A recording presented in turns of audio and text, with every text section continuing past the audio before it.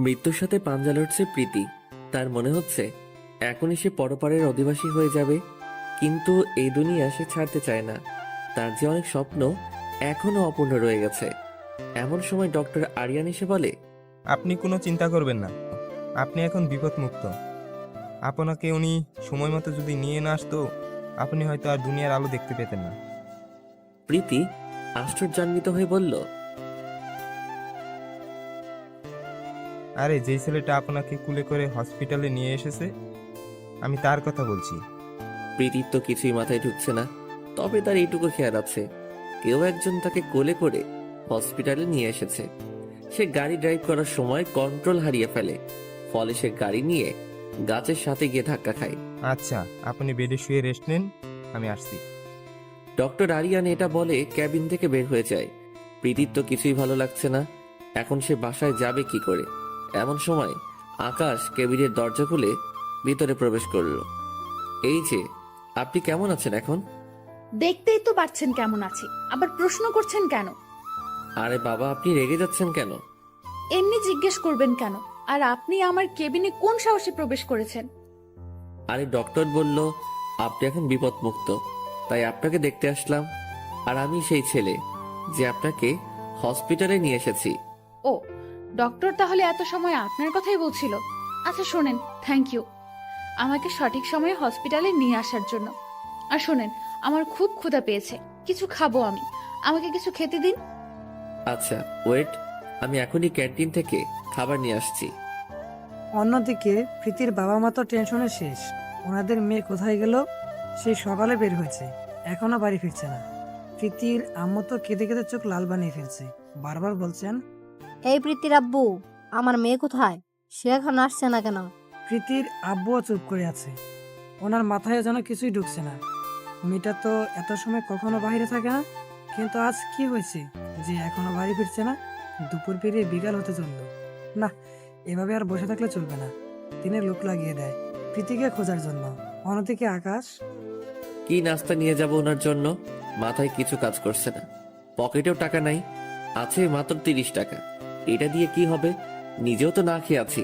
দূর, আমার যা হবে হোক, ওনার জন্য এই টাকা দিয়ে কিছু কিনে নিয়ে যাই। এই যে দোকানদার মামা, হ্যাঁ মামা, বলেন।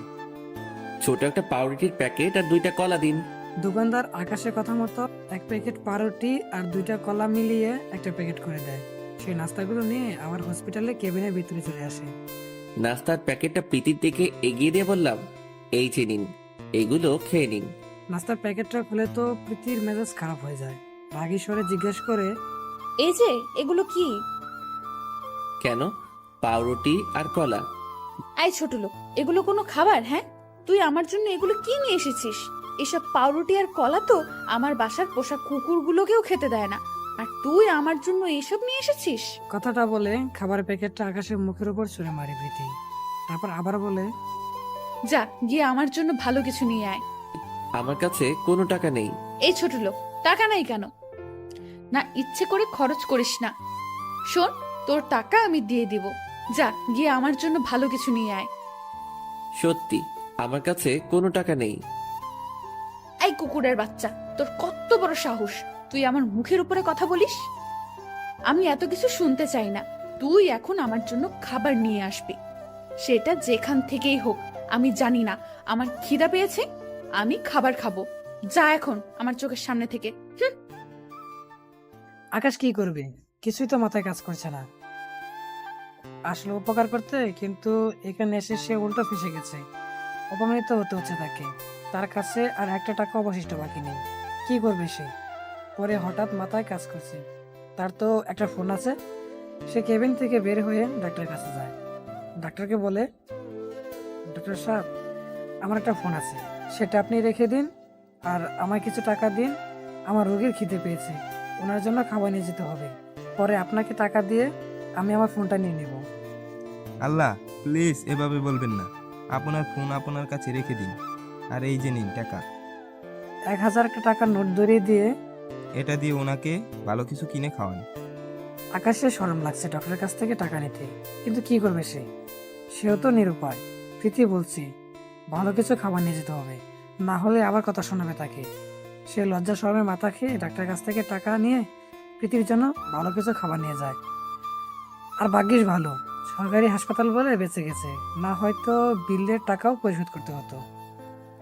এই যে নিন আপনার ভালো খাবার। এই ছোট লোক, খাবারগুলো আমাকে দিচ্ছিস কেন? আমি কি নিজ হাতে খেতে পারবো নাকি? তাহলে তুই আমাকে খাইয়ে দিবি, আমি নিজ হাতে খেতে পারি না। কি বলবো, মাথার মধ্যে কিছুই যেন কাজ করছে না। কারণ যেই মেয়ে ছোট লোক বলে নিন্দা করছে, সেই মেয়ে বলছে খাইয়ে দিতে। ভাইরে, আজীব ক্যারেক্টার মেয়েদের, কখন কোন ভূত চাপে মাথার মধ্যে কিছুই বুঝে আসে না। ছোট লোক বলে আবার তার হাতে খেতেও চায়। বাদ দেয় সেসব কথা, হাতটা ধুয়ে প্রীতিকে খাইয়ে দিচ্ছি।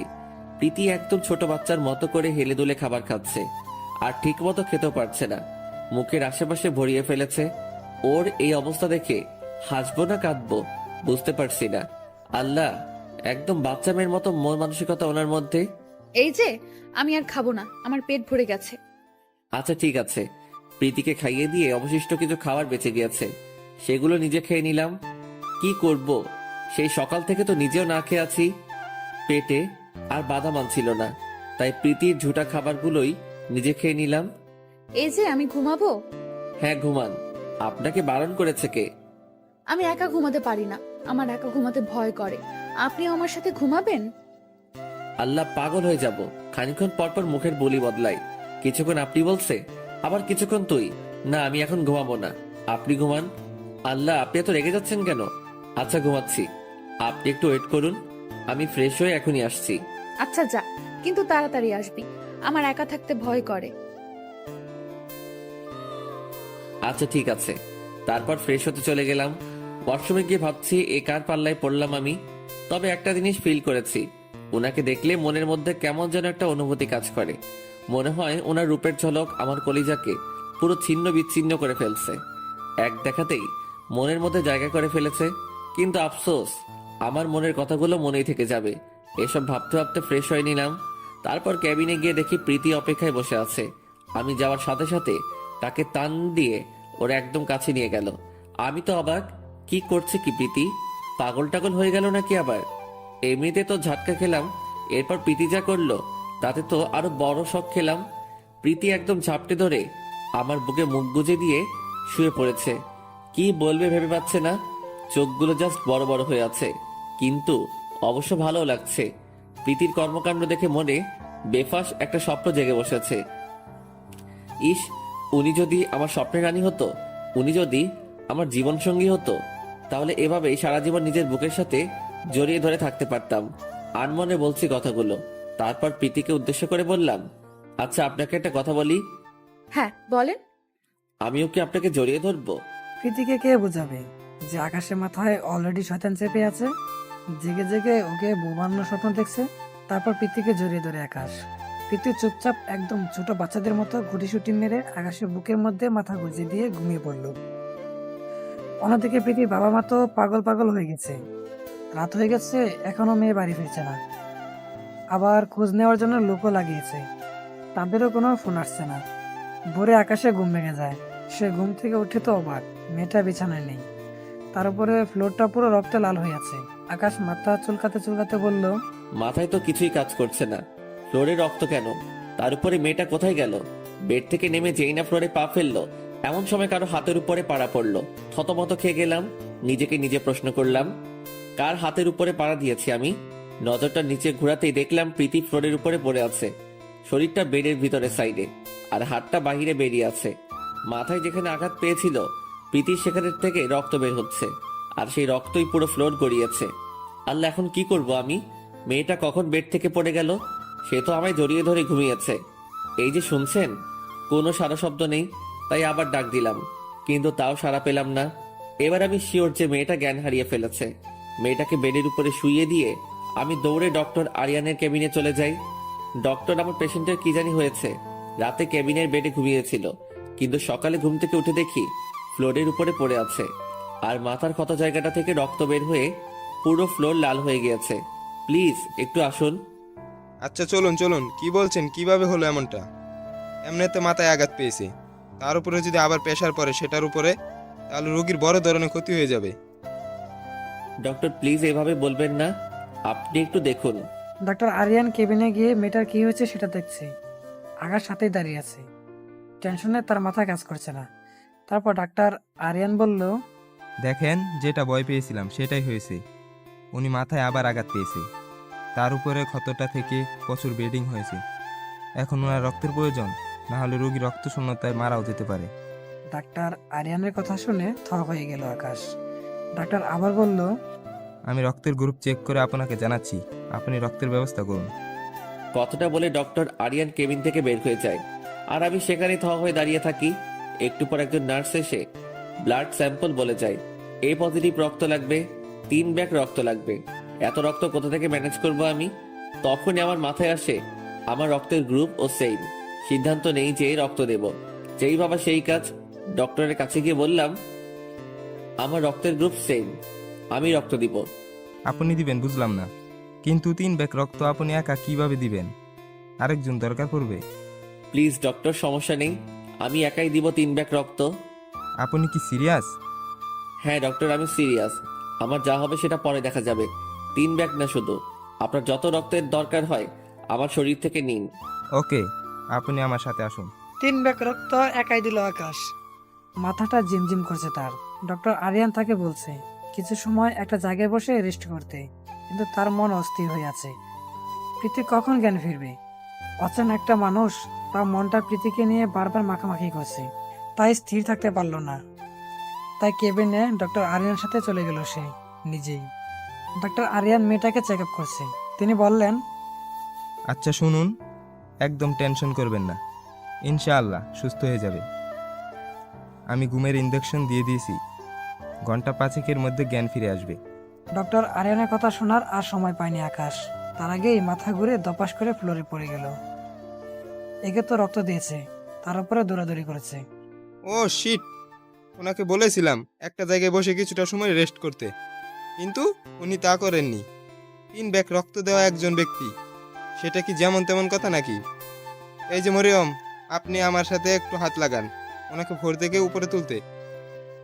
মরিয়ার হসপিটাল একজন নার্স আকাশকে বেড়ে তুলে ডাক্তার মরিয়মকে উদ্দেশ্য করে বলল, আপনি এখন কন্টিনিউ এই কেবিনে থাকবেন, বাকি কোনো কেবিনে যাওয়ার দরকার নেই, কারণ রুগীর সাথে যিনি ছিলেন তিনিও এখন রুগী হয়ে গিয়েছে। ওনাদের দেখাশোনা করার জন্য একজন মানুষ স্টিল দরকার। জ্ঞান ফেরার পর চোখ খুলে আকাশ দেখলো প্রীতি তার মাথার পাশে বসে কান্না করছে।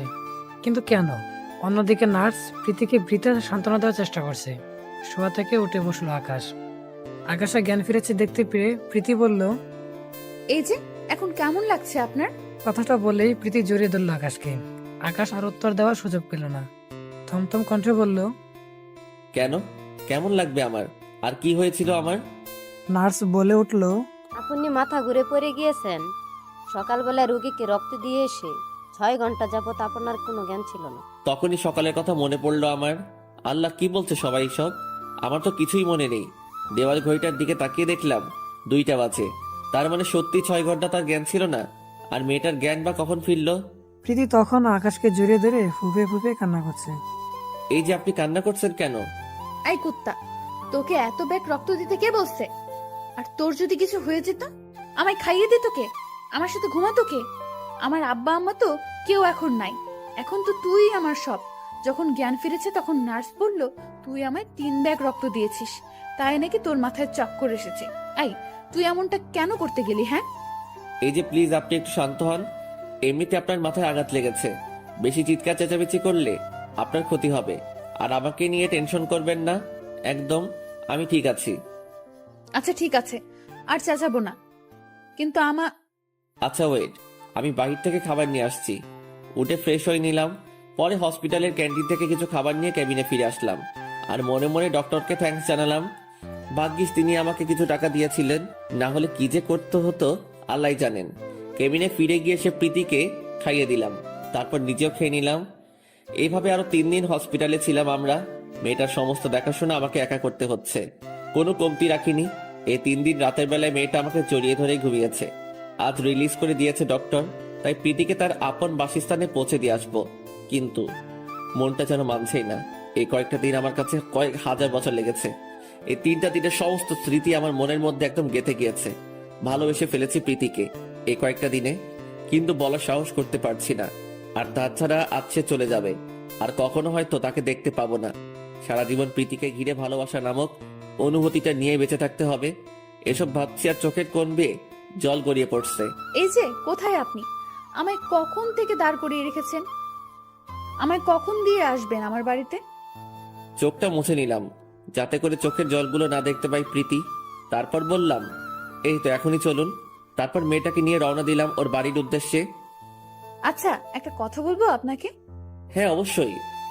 আপনি না অনেক ভালো একটা মানুষ। আপনার মতো মানুষের তুলনা হয় না। কত পাগলামো করেছি আপনার সাথে, কিন্তু আপনি কিছুই বলেননি। নিজের হাতে খাইয়ে দিয়েছেন, রাতে আপনাকে নিয়ে ঘুমিয়েছি। এগুলো সারা জীবন আমার মনে থাকবে। আর আমায় ক্ষমা করে দিবেন, অনেক সময় রেগে গিয়ে তুই তুকারি করেছি। আরে না, কি বলছেন এসব? আপনার উপরে কোনো রাগ নেই আমার। একটা মানুষের উপকার করতে পেরেছি, এতেই আমি খুশি। আর আমারও আপনাকে ঘিরে সমস্ত স্মৃতিগুলো সারা জীবন মনে থাকবে। মেয়েটা আকাশের কথা শুনে তার মুখের দিকে তাকিয়ে আছে। তা দেখে আকাশ আনমনে বলল, ধুর, বেফা, সেটা কি বলে ফেললাম। আচ্ছা, আপনার নামটাই তো জানা হলো না। আমার নাম প্রীতি, আপনার? আমার নাম আকাশ। দুজনে কথা বলতে বলতে গন্তব্যে চলে আসে।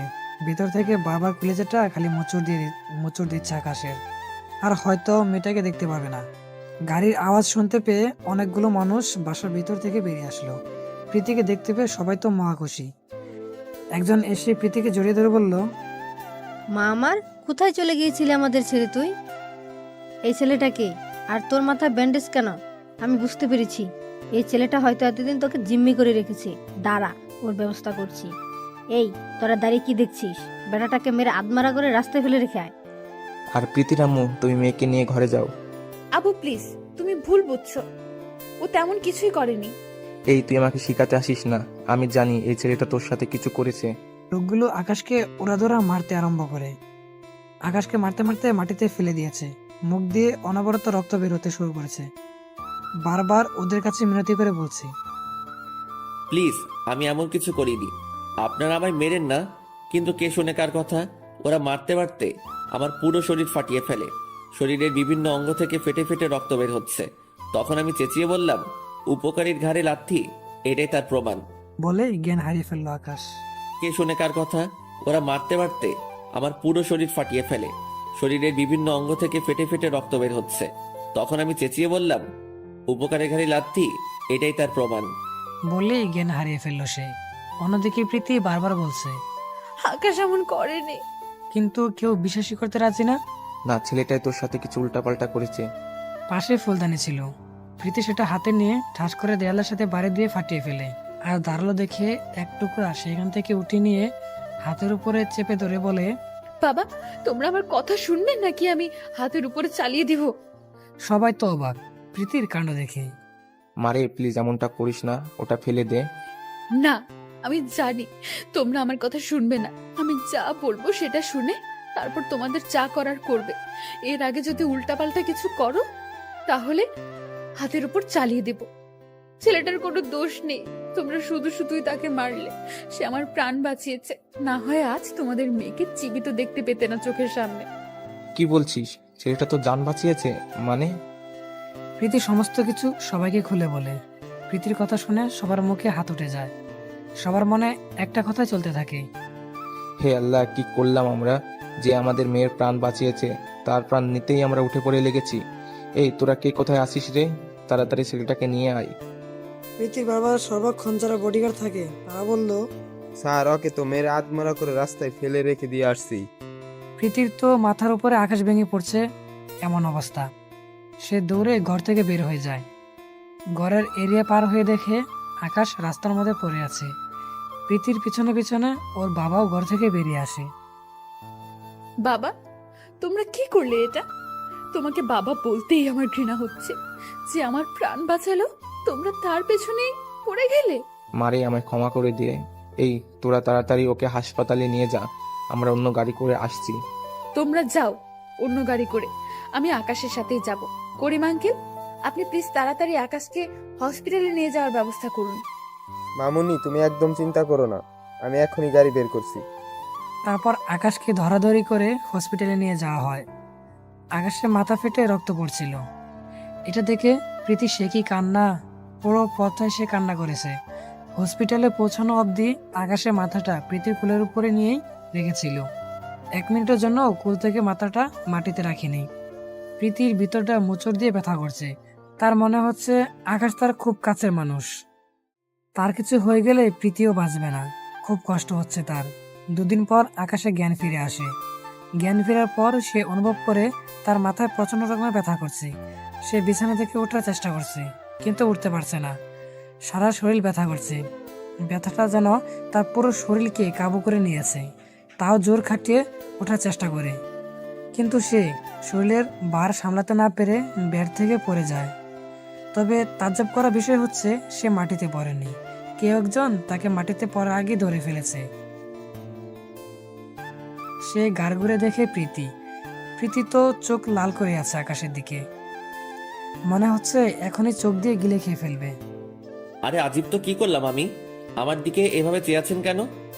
এই যে সমস্যা কি আপনার? হ্যাঁ, কোথায় কি সমস্যা? বিছানা থেকে একা একা উঠতে কে বসছে? পাশে যে আমি বসেছিলাম, আমাকে বললেই তো হতো। এখন নিজে নিজে উঠতে গিয়ে যদি আবার কোনো ক্ষতি হয়ে যেত, তাহলে তো আমাকেই কষ্ট পেতে হতো, তাই না? মেয়েটা বলতে বলতে কান্না করে দিয়েছে। তা দেখে আকাশ বলল, আরে আরে, আপনি কান্না করছেন কেন? আর আপনার কেন কষ্ট পেতে হবে? সেটা আপনার না জানলেও চলবে। আপনার মাথা মোটা, তাই আপনি বুঝবেন না। আর নেক্সট টাইম আমাকে বলবেন, না হয় কিন্তু খবর আছে। সরি, আমার ভুল হয়েছে। আপনাকে বলার দরকার ছিল, কিন্তু বিশ্বাস করুন, আপনি পাশে ছিলেন সেটা জানলে আপনাকেই বলতাম। হয়েছে, থাক। এখন কি জন্য উঠতে চেয়েছেন? জ্ঞান ফেরার পর নিজেকে রুমের মধ্যে আবিষ্কার করলাম। তাছাড়া এখানে কিভাবে আসলাম সেটাই মাথায় কাজ করতেছিল না। কিন্তু আপনাকে দেখে আমার সব মনে পড়ে গেছে। আপনার হিটলার বাপ আমাকে মেরে হসপিটালে পাঠিয়ে দিয়েছে। এমন সময় প্রীতির আব্বু কেবিনের দরজা খুলে ভিতরে আসে। সাথে প্রীতির আম্মুও আসে। বাবা, আমাকে মাফ করে দাও। বিশ্বাস করো, আমরা জানতাম না যে তুমি আমার মেয়ের প্রাণ বাঁচিয়েছো। না জেনে তোমার সাথে এমনটা করেছি। আসলে মেয়েটা 4-5 দিন বাড়ি ছিল না, তাই মাথায় কিছু কাজ করছিল না। আরে আঙ্কেল, বাদ দিন, আমি কিছুই মনে করিনি। আর তাছাড়া আপনার ব্যাপারটাও আমি বুঝেছি। থাক, সমস্যা নেই। বাবা, তোমার মতো মানুষ হয় না। কিন্তু আচ্ছা বাবা, তোমার বাড়িতে কে কে আছেন? মাথাটা নিচে নামিয়ে ফেলে আকাশ। আকাশের নীরবতা কারণ কি সেটা কারোরই মাথায় কাজ করছে না। বেশ কিছুক্ষণ পর আকাশ মাথা উঠিয়ে বলে, আসলে আমার কেউ নাই, আমি একাই। 3-4 বছর আগে সবাই আমার জীবন থেকে হারিয়ে গেছে। কি বলছো বাবা এসব? তাহলে তুমি থাকো কোথায়? থাকার জন্য বিশেষ কোনো জায়গা নেই, কিন্তু আমার কলেজের পাশে একটা বন্ধুর বাসা আছে, ওটাতেই আপাতত থাকছি। এই মাস পর সে বাসা ছেড়ে দিবে, তখন কোথায় থাকবো জানি না। বাবা, কিছু মনে না করলে তুমি আমার বাসায় থাকতে পারো। না আঙ্কেল, তার কোনো দরকার নেই। প্লিজ, তুমি আমার বাসায় থাকলে আমি খুব খুশি হব। তোমার উপর যা যা অন্যায় করেছি অন্ততপক্ষে কিছুটা হলেও মাপ পাবো। প্লিজ বাবা, তুমি না করিও না। আচ্ছা আঙ্কেল, এত করে যখন বলছেন তাহলে আমি থাকবো। প্রীতি তো খুশিতে আত্মহারা যে আকাশ ওর বাসায় থাকবে এখন থেকে। কিন্তু একটা জিনিস মাথায় কাজ করছে না ওর, লোকটার প্রতি তার এত দুর্বলতা কেন? ওকে তো সে ভালোবাসে না, কিন্তু তারপরও কি যেন তো মায়া কাজ করে ওর আকাশের প্রতি। কোনোভাবেই হিসাব মিলাতে পারছে না প্রীতি। পরের দিন আকাশকে হসপিটাল থেকে রিলিজ করে বাসায় নিয়ে যাওয়া হয়। বাড়িটা একদম রাজপ্রাসাদের মতো। এত বড় বাড়ি আকাশের যেন দেখেই মন জুড়িয়ে যায়। সবার ভালোবাসা এবং টেক কেয়ারে আকাশ একদম সুস্থ হয়ে যায়। বাসার মানুষগুলো একদম অমায়িক। সবাই আকাশকে আপন করে নিয়েছে। সে তাদের পরিবারই একজন সদস্য হয়ে যায়। আকাশের জন্য আলাদা একটা রুম ছেড়ে দেওয়া হয়, সেখানেই থাকে সে। কিন্তু সবকিছুর ভিড়ে প্রীতির বাবার মাথায় অন্য কিছু কাজ করছিল। আকাশের চলাফেরা আর কার্যকলাপ দেখে তিনি আকাশের উপর ফিদা হয়ে যায়। তিনি এমন একজন মানুষই তার মেয়ের জন্য খুঁজেছিলেন। মনে হয় তিনি পেয়ে গেছেন। আকাশ নিজের রুমের মধ্যে শুয়ে আছে আর মনে মনে ভাবছে, আল্লাহ, আমার অতীত যদি আবার সামনে চলে আসে। তার মনে একটাই ভয়, সে কে সেটা যদি মানুষ জেনে যায় তাহলে প্রীতির বাবাও হয়তো তাদের বাসা থেকে বের করে দেবে। সেই ভয়ঙ্কর অতীতের কারণে সে তার মা বাবা এবং ছোট বোনকে হারিয়েছে। এখনো হাতের দিকে তাকালে মনে হয় হাত দুটো রক্তে লাল হয়ে আছে। এখনো তার চোখে বেশি ওঠে আপন মানুষের মৃত লাশের ছবি। তবে সে সবকিছু বেড়ে বেঁচে থাকার উৎস পেয়ে গেছে। সেই উৎসরা হলো প্রীতি। প্রীতিকে দেখলেই তার দুনিয়াদারি যেন থেমে যায়, ভুলে যায় সে তার পিছনে ফেলে আসা অতীত। এমন সময় ভাবনার ছেদ কাটিয়ে প্রীতির বাবা রুমে আসেন। আকাশ, তোর সাথে কিছু কথা ছিল। হ্যাঁ আঙ্কেল, বলেন। বাবা, তুমি কিছু মনে করো না প্লিজ। আমি চাচ্ছিলাম যে প্রীতির সাথে তোমার বিয়ে দিতে। তোমার আচরণে আমি মুগ্ধ। আঙ্কেল কি বলছেন? আমার নিজেরই ঠিক ঠিকানা নাই, অন্যের বাড়িতে আশ্রয় আছি, তার উপরে বিয়ে, তাও আবার আপনার মেয়ের সাথে। আঙ্কেল, এটা যদি প্রীতির কানে যায় তাহলে প্রীতি আর কোনোদিন আমার মুখ পর্যন্ত দেখবে না, আর আমিও ওকে বিয়ে করতে পারবো না। আর তাছাড়া আমি বিয়ে করলেও ওকে খাওয়াবো কি? বাবা প্লিজ, এভাবে না করো না। আমার মেয়েটাকে আমি কার হাতে তুলে দেবো বলো? ভরসাযোগ্য একটা ছেলেও চোখের সামনে দেখছি না তুমি ছাড়া। তোমার কাছে মিনতি করছি, তুমি প্রীতিকে বিয়ে করে নাও। আর তোমাকে ওকে খাওয়ানোর চিন্তা করতে হবে না। আঙ্কেল প্লিজ এভাবে বলবেন না। আচ্ছা, আমি প্রীতিকে বিয়ে করব, কিন্তু প্রীতি যদি অমত করে? বাবা, সেটা তুমি আমার উপর ছেড়ে দাও, আর তুমি বিয়ের জন্য তৈরি হও। তারপর তিনি চলে যায় রুম থেকে। প্রীতির আব্বুর সমস্ত কথা যেন মাথার উপর দিয়ে গেল। তবে ভীষণ খুশি লাগছে যে প্রীতি আমার হবে। কিন্তু ঝামেলা একটাই, প্রীতি যদি আমাকে ভুল বুঝে। তোর এত কিছু ভাবছি কেন? আমি তো নিজ থেকে বলিনি, ওর বাবাই আমাকে অফার করেছে। অনেক রাত হয়েছে, এসব ভাবতে ভাবতেই ঘুমিয়ে গেলাম। সকালবেলা ঘুম থেকে উঠে নিচে গিয়ে দেখি ডেকোরেশনের লোক ফুল দিয়ে পুরো বাড়িটা সাজাচ্ছে। কিছুই তো মাথায় ঢুকছে না, বাড়িতে কি কোনো অনুষ্ঠান হবে নাকি? এমন সময় প্রীতির আব্বু এসে বলে, বাবা, তুমি নিজের মতো প্রিপারেশন নাও। পরশু প্রীতির সাথে তোমার বিয়ে ফিক্সড করছি। ওনার কথা শুনে জাস্ট চোখ দুইটা কপালে উঠে গেল। আল্লাহ, কি বলছে এইসব? কাল বাদে পরশু বিয়ে, আর তাছাড়া প্রীতি এত সহজে মেনে গেল? ভাবনার অবসান ঘটিয়ে প্রীতির বাবা বলতে শুরু করে, এই ছিলে আমি বলছিলাম না যে প্রীতির ব্যাপারটা আমার উপর ছেড়ে দাও? দেখলে সে রাজি হয়ে গেছে। মনে মনে বললাম, যাক ভালো হয়েছে, এবার ভালোবাসার মানুষটা নিজের হবে। এসব ভেবে মুচকি মুচকি হেসে বললাম, আচ্ছা থাকো, অনেক কাজ করতে হবে। তারপর তিনি চলে গেলেন। আজ আকাশ প্রীতির বিয়ে, কিন্তু একটা জিনিস আকাশের মাথায় কাজ করছে না, যে প্রীতি এই 2 দিন তার সামনে একবারও আসলো না কেন? অন্য সময় তো রোজ 3 থেকে 4 বার কথা হয়, কিন্তু এই 2 দিনে প্রীতি তার সামনে একবারও আসেনি। কথা বলা তো দূরেই থাক, ভালোই ভালোই ওদের বিয়েটা হয়ে গেল। বাসর ঘরের সামনে দাঁড়িয়ে আছে আকাশ। খুব ভয় করছে তার, বাসর ঘরে ঢুকলে আল্লাহ জানে কি হবে। তবে একটা জিনিসে সে খুব খুশি, কারণ তার ভালোবাসা মানুষটিকে সে নিজের করে পেয়েছে। আর বাসর ঘরে যে বসে আছে সে তার মনের মানুষ। মনের ভয়কে জয় করে বাসর ঘরের দরজা ঠেলে ভিতরে ঢুকলো আকাশ।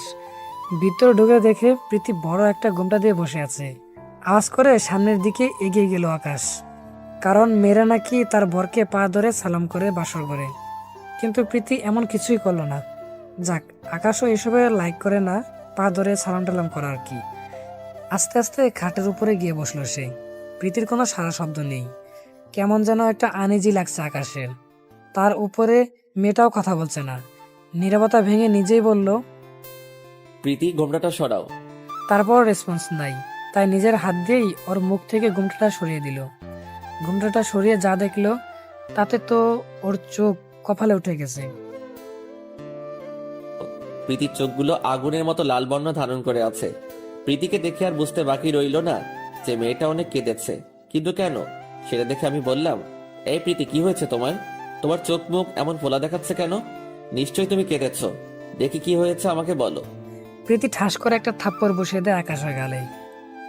আই ছোট লোকের বাচ্চা, তুই কোন সাহসে আমার গায়ে স্পর্শ করেছিস? তোকে সাহস কে দিয়েছে? আকাশ তাজ্জব হয়ে গেল প্রীতির আচরণ দেখে। কি এমন করলাম যে সে আমায় থাপ্পড় মারলো? চুপ করে আছি, মুখ দিয়ে কোনো কথা বের হচ্ছে না। প্রীতির কাছ থেকে এমনটা কখনো আশা করিনি।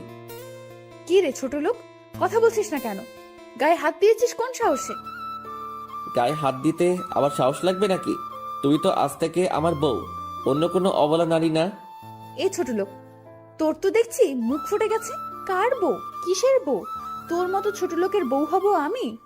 আমাকে কি কুকুরে কামড়েছে নাকি? বাবা আমায় কসম দিয়েছে তোকে বিয়ে করতে, তাই বাবার কসমের জন্য তোকে বিয়ে করেছি।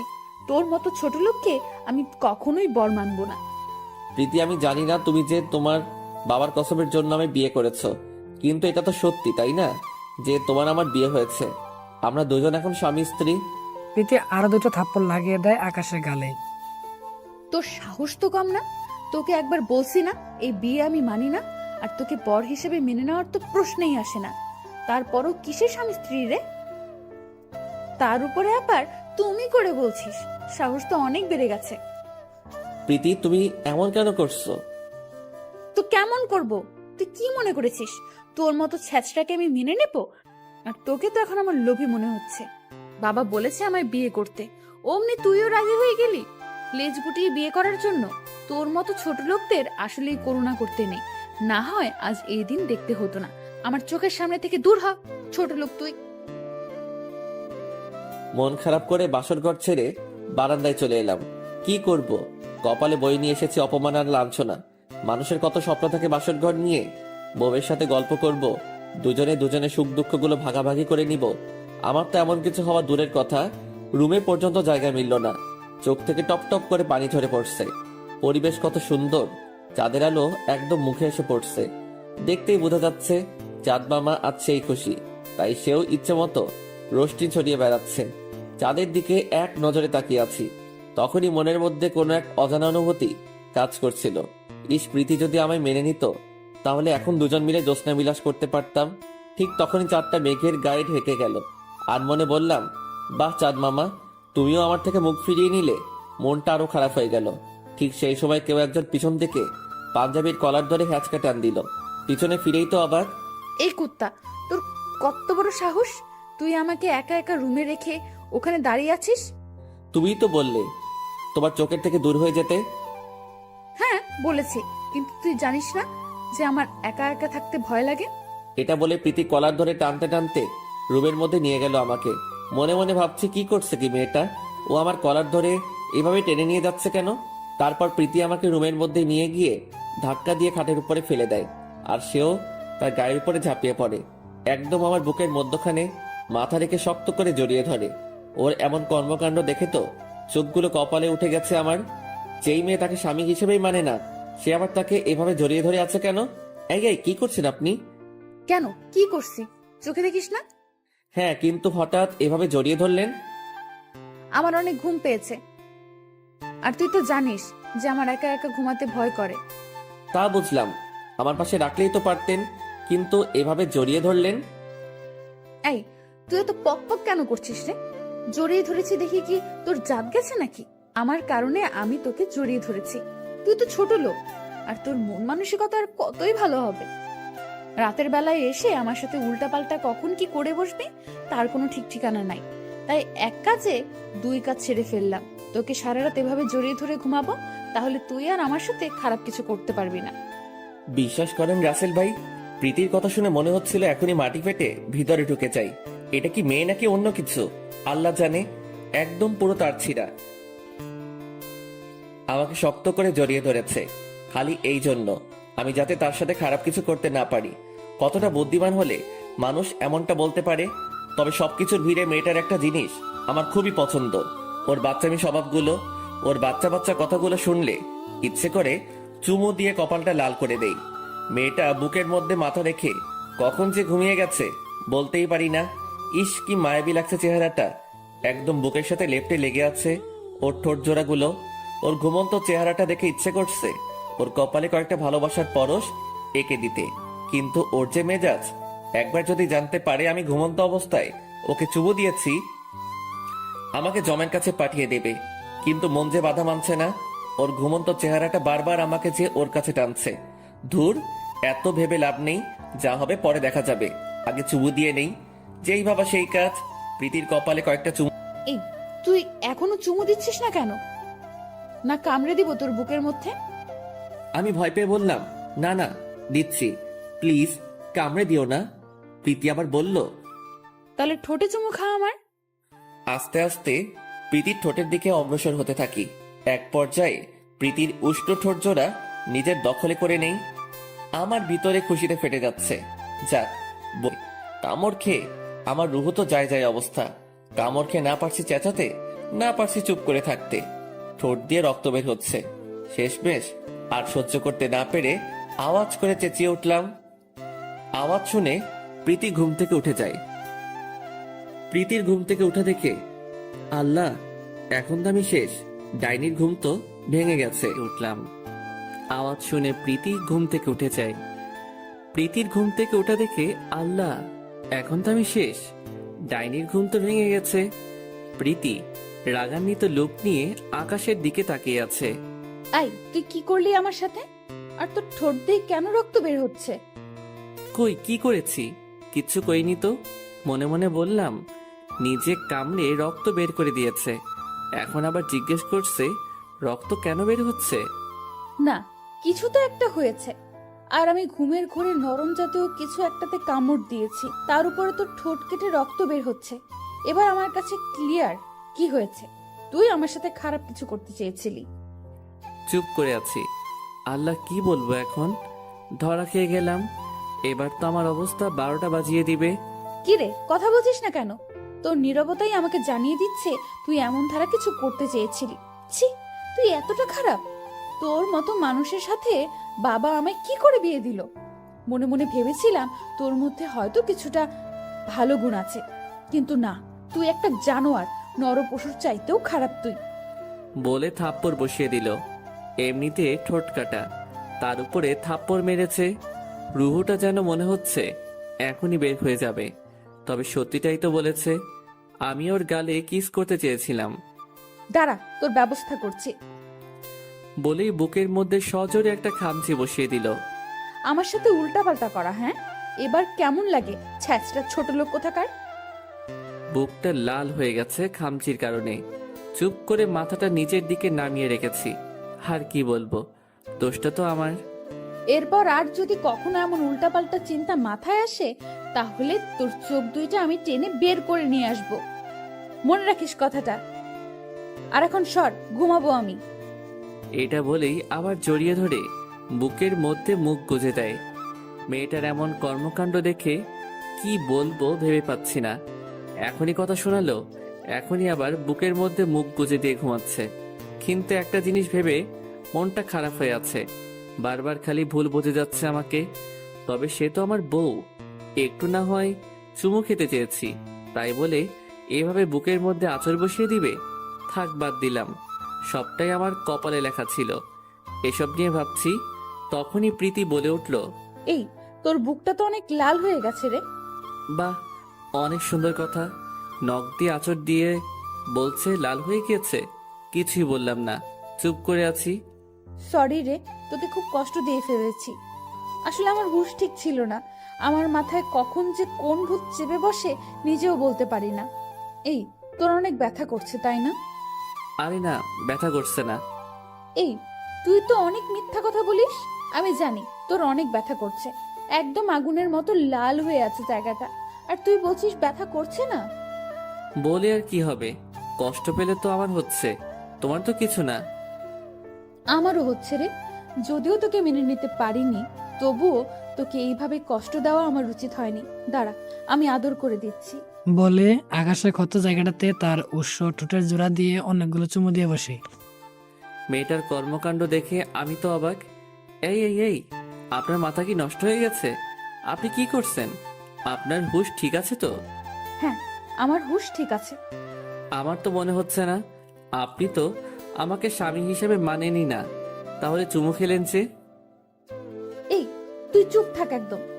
তোর এত কিছু শুনতে হবে না। তুই কে সেটা আমি ভালো করেই জানি। বিয়ে যেহেতু হয়েছে, তাহলে তুই আমার স্বামী। আর চুপচাপ থাকো প্লিজ, আমি ঘুমাবো। আচ্ছা, ঘুমান। প্রীতি আমার বুকের মধ্যে মুখটা গুজে দিয়ে বাচ্চাদের মতন করে ঘুমিয়ে আছে। কিন্তু একটা জিনিস ভাবতেই মনটা খুশিতে লাফিয়ে উঠছে, যে মেয়েটা আমাকে না মানলেও সে এই বিয়েটাকে মেনে নিয়েছে। যাক, এইটুকুতেই খুশি আমি। আমার আর কিছু চাই না। এসব ভাবতে ভাবতে কখন যে ঘুমের রাজ্যে হারিয়ে গেছি নিজেও জানি না। সকালবেলা ঘুম ভাঙে কারোর ডাকে। মিটমিট করে চোখটা খুলে দেখি প্রীতি বিছানা ছেড়ে উঠতে বলছে। প্রীতি অনেকটা সময় হয়েছে ঘুম থেকে উঠেছে। সে প্রীতিকে দেখে বড় ধরনের একটা শখ খায়। প্রীতি নীল কালার একটা শাড়ি পরেছে, সাথে ম্যাচিং করে কাচের চুড়ি, আর চুলগুলো গাড়ের এক সাইডে মেলে রেখেছে, যার থেকে চুয়ে চুয়ে পানি পড়ছে। তার মানে মেয়েটা সকাল সকাল গোসল করেছে। এটা দেখেই কোনো এক নেশা রাজ্যে হারিয়ে যায়। এক টান দিয়ে বুকের মধ্যে নিয়ে নিলাম প্রীতিকে। বুকের মধ্যে নিয়ে শক্ত করে জড়িয়ে ধরলাম নিজের বাহু ডোরে। মেয়েটা হাত পা ছোটাছুটি করছে ওকে ছেড়ে দিতে, কিন্তু না, আমি তো ছাড়বো না। আমার তো নেশা লেগে গেছে প্রীতিকে এই অবস্থায় দেখে। ওকে ঘুরিয়ে খাটের উপরে রেখে হাত দুইটা শক্ত করে চেপে ধরলাম, যেন নড়াচড়া করতে না পারে। যদিও সে মেয়ে মানুষ, শক্ত করে চেপে ধরার প্রয়োজন নেই, কারণ আমার শক্তির সাথে পেরে উঠবে না। তাও রিকশা নিলাম না। প্রীতি চোখগুলো লাল বর্ণের করে আমার দিকে চেয়ে আছে, মনে হচ্ছে এখনই চোখের মাধ্যমে গিলে খেয়ে ফেলবে। ধুর, এত কিছু দেখে লাভ নাই। আমার বউ, আমি যা ইচ্ছা তাই করব আমার বউয়ের সাথে। এতে কার কি? প্রীতির গা থেকে মাতাল করা একটা ইসমাইল নাকে ভেসে আসছে। এটার পর তো আরো পাগল হয়ে গেলাম। এবার আমায় আর আটকাই কে? প্রীতির ঠোঁটের উপরে নিজের ঠোঁট জোড়াকে বসিয়ে দিলাম। মেয়েটা গোঙাচ্ছে আর হাত পা ছোটাছুটি করছে ওকে ছেড়ে দেওয়ার জন্য, কিন্তু কে ছাড়বে? মন না ভরা পর্যন্ত তো ওকে আর ছাড়বো না। পাক্কা 10 মিনিট পর প্রীতিকে ছেড়ে দিলাম। দুজনেই হাঁপাচ্ছি, কিন্তু প্রীতি আমার থেকে বেশি হাঁপাচ্ছে। সমস্ত কিছুর ভিড়ে ভুলেই গেছি যে গতকাল প্রীতি আমার ঠোঁটের 12টা বাজিয়ে দিয়েছে। প্রীতিকে ছাড়ার সাথে সাথে সে আমার গালের মধ্যে ঠাস ঠাস করে কষে কয়েকটা থাপ্পড় বসিয়ে দিল। আই কুকুরের বাচ্চা, তোর মন আসলেই নোংরা। তুই কিভাবে আমার সাথে জোর করতে পারলি? তোর কি বিবেকে একটু বাধা দেয় নাই? প্রীতি, তোমাকে দেখে লোভ সামলাতে পারিনি। শাড়ি পরার কারণে একদম নৈশাক্ত লাগছিল তোমাকে। হ্যাঁ, তাই বলে তুই আমার সাথে জোর করে? প্লিজ আমায় ক্ষমা করে দাও। আসলে তোমায় দেখে মাথা ঠিক ছিল না, তালগোল পাকিয়ে ফেলেছি। দেখে নিস, এর ফল ভালো হবে না। বলে প্রীতি হনহন করতে করতে রুম থেকে বেরিয়ে গেল। কি করলাম আমি এটা? দোষ করে এখন অনুতপ্ত হচ্ছি, কিন্তু আমার কি দোষ? সে আমার সামনে এইভাবে আসলো কেন? দূর, এখন এত কিছু ভেবে লাভ নাই। পরে যা হবে দেখা যাবে। উঠে গিয়ে ফ্রেশ হয়ে নিলাম। প্রীতির আম্মু, শাশুড়ি আম্মা এসে বলে গেল নিচে লোকজন আসছে, দুজন যেন তাড়াতাড়ি নিচে চলে যাই। তাড়াতাড়ি দুজনে চলে আসো। আম্মু, দুজন মানে? প্রীতি তো নিচে গেছে। কই, প্রীতি তো নিচে যায় নাই। আচ্ছা, আমি যাচ্ছি, আমার নিচে কাজ আছে। ও কোথায় আছে ওকে খুঁজে নিয়ে দুজনে নিচে এসো। এটা বলে শাশুড়ি আমার নিচে চলে গেল, কিন্তু মাথায় তো কাজই করতেছে না। প্রীতি নিচে না গিয়ে গেল কই? তাড়াতাড়ি পাঞ্জাবিটা গায়ে লাগিয়ে ছাদে চলে গেলাম। প্রীতি নিচে নাই, তার মানে শিওর যে সে ছাদে থাকবে। ঠিক তাই হলো। ছাদে গিয়ে দেখি প্রীতি অন্য পাশে মুখ ঘুরিয়ে দাঁড়িয়ে আছে। পিছন থেকে গিয়ে ওকে ডাক দিলাম, এই প্রীতি, এখানে কি করছো? কোনো সারা শব্দ নাই। এই কি হলো, কথা বলছো না যে? হঠাৎ ফোপানির আওয়াজ কানে আসলো। এই প্রীতি, কি হয়েছে তোমার? বলে আমার দিকে ঘোরাতেই চোখটা কপালে উঠে গেল। মেয়েটা কাঁদতেছে, শুধু কাঁদতেছে না, কাঁদতে কাঁদতে চোখ মুখ লাল করে ফেলেছে। আল্লাহ, তুমি কাঁদতেছো কেন? দেখি, দাঁড়াও, আমি তোমার চোখের পানি মুছে দিচ্ছি। এই সর, তুই আমার গায়ে হাত দিবি না। প্লিজ, এমন করে না। নিচে লোকজন এসেছে, আম্মু তোমাকে আর আমাকে নিচে যেতে বলেছে। প্লিজ চলো, চোখের পানিগুলো মুছে। আমি নিচে যাব না, তুই যা। প্রীতি, আমি যা করেছি তার জন্য তুমি আমার শাস্তি দিও, সমস্যা নেই, কিন্তু প্লিজ নিজে তো চলো, সবাই অপেক্ষা করে বসে আছে। আই, আমি যাব না বললাম না তোকে? তোর কি কথা কানে যায় না? ওকে, তাহলে আমিও যাব না, এখানে দাঁড়িয়ে থাকবো তোমার সাথে। এই, তোর সমস্যা কি রে? হ্যাঁ, তুই আমার পেছনে কেন পড়ে আছিস? অনেক সমস্যা আমার। তোমার এখন নিচে যেতে হবে আমার সাথে, না হয় তোমাকে জোর করে নিয়ে যাব। তোর সাহস থাকলে আরেকবার গায়ে হাত দে তো। দেখবা, দাঁড়াও। বলে ওর হাতটা ধরতে যাব, ঠিক তখনই প্রীতি আমাকে সজোরে ধাক্কা মারে। আমি টাল সামলাতে না পেরে পিছনে রডের উপরে গিয়ে আছড়ে পড়ি। রডের মাথাটা আমার হাতের মধ্যে ঢুকে যায়। ভাগ্যিস পড়ে যাওয়ার আগে হাতটা সামনে এগিয়ে দিয়েছিলাম, না হলে বড় ধরনের ক্ষতি হয়ে যেত। একদম আমার পেটের একদিক দিয়ে ঢুকে অপর প্রান্ত দিয়ে বের হয়ে যেত। আমি বোকার মতো হা হয়ে তাকিয়ে আছি প্রীতির দিকে। প্রীতি কি করলো এটা? এখন যদি বড় কোনো দুর্ঘটনা ঘটে যেত তাহলে কি হতো? সে একবারও কি কল্পনা করেছে? না, মেয়েটার আচরণ দিন দিন অনেকটা পরিবর্তন হয়ে যাচ্ছে। আমি মনে মনে বললাম, ওয়েট, ঠিক আছে, তুমি যেহেতু আমাকে সহ্য করতে পারো না, তাহলে তোমার ধারে কাছে আর ঘেসবো না। প্রীতিকে কিছু না বলে চুপচাপ ছাদ থেকে নেমে এলাম। হাত দিয়ে রক্ত পড়ছে, তবে খোদা বাঁচিয়েছে, বড় ধরনের কোনো ক্ষতি হয়নি। হাতটা ওয়াশ করে সাময়িকের জন্য ব্যান্ডেজ মুড়িয়ে নিলাম। সে চুপচাপ বসে আছে রুমের মধ্যে। শাশুড়ি নিচে যেতে বলেছে, কিন্তু কিভাবে যাবে? প্রীতি তো এখনো নিচে নামেনি। কথাটা ভাবতে না ভাবতেই প্রীতি ছাদ থেকে নিচে নেমে এলো। এই দেখি তোর হাতে কি হয়েছে, খুব লেগেছে তাই না? চুপচাপ বসে আছি, ইচ্ছে করছে প্রীতির গালের মধ্যে দুইটা বসিয়ে দেই। আর বলে ধাক্কা মেরে আবার জিজ্ঞেস করা হচ্ছে যে খুব লেগেছে তাই না? হুম। এই কথা বলছো না যে? আচ্ছা দেখি হাতটা এদিকে দাও, কি হয়েছে দেখছি। না থাক, তার আর কোনো দরকার নেই। এই তোমাকে হাতটা দেখাতে বলেছি, মেজাজ খারাপ করবে না একদম। ছাদ থেকে নামার সময় সিঁড়িতে দেখেছি রক্তের ফোঁটা পড়ে আছে। প্রীতির রাগ দেখে আমি ভ্যাবাচেকা খেয়ে যাই। মনে মনে বলি, মাইরি এটা কি মেয়ে রে বাবা, রাগ হওয়ার কথা আমার, উল্টো সে রাগ দেখাচ্ছে। প্রীতি আমার হাতটা জোর করেই ওর কাছে নিয়ে গেল। এই খুব লেগেছে তাই না? বিশ্বাস করো আমার তো জেদ কোথা থেকে আসে তা আমি নিজেও জানি না। প্লিজ রাগ করো না আমার উপর। অসহায় দৃষ্টিতে তাকিয়ে, এই মেয়ে এত আদিক্ষেতা দেখাতে হবে না এখন। আর একটু হলেই জমের বাড়ি পৌরাণিক যেতাম। যাও এখন গিয়ে বেশি কথা না বলে রেডি হয়ে নাও, নিচে যাব। তারপর রেডি হয়ে দুজনে নিচে চলে গেলাম।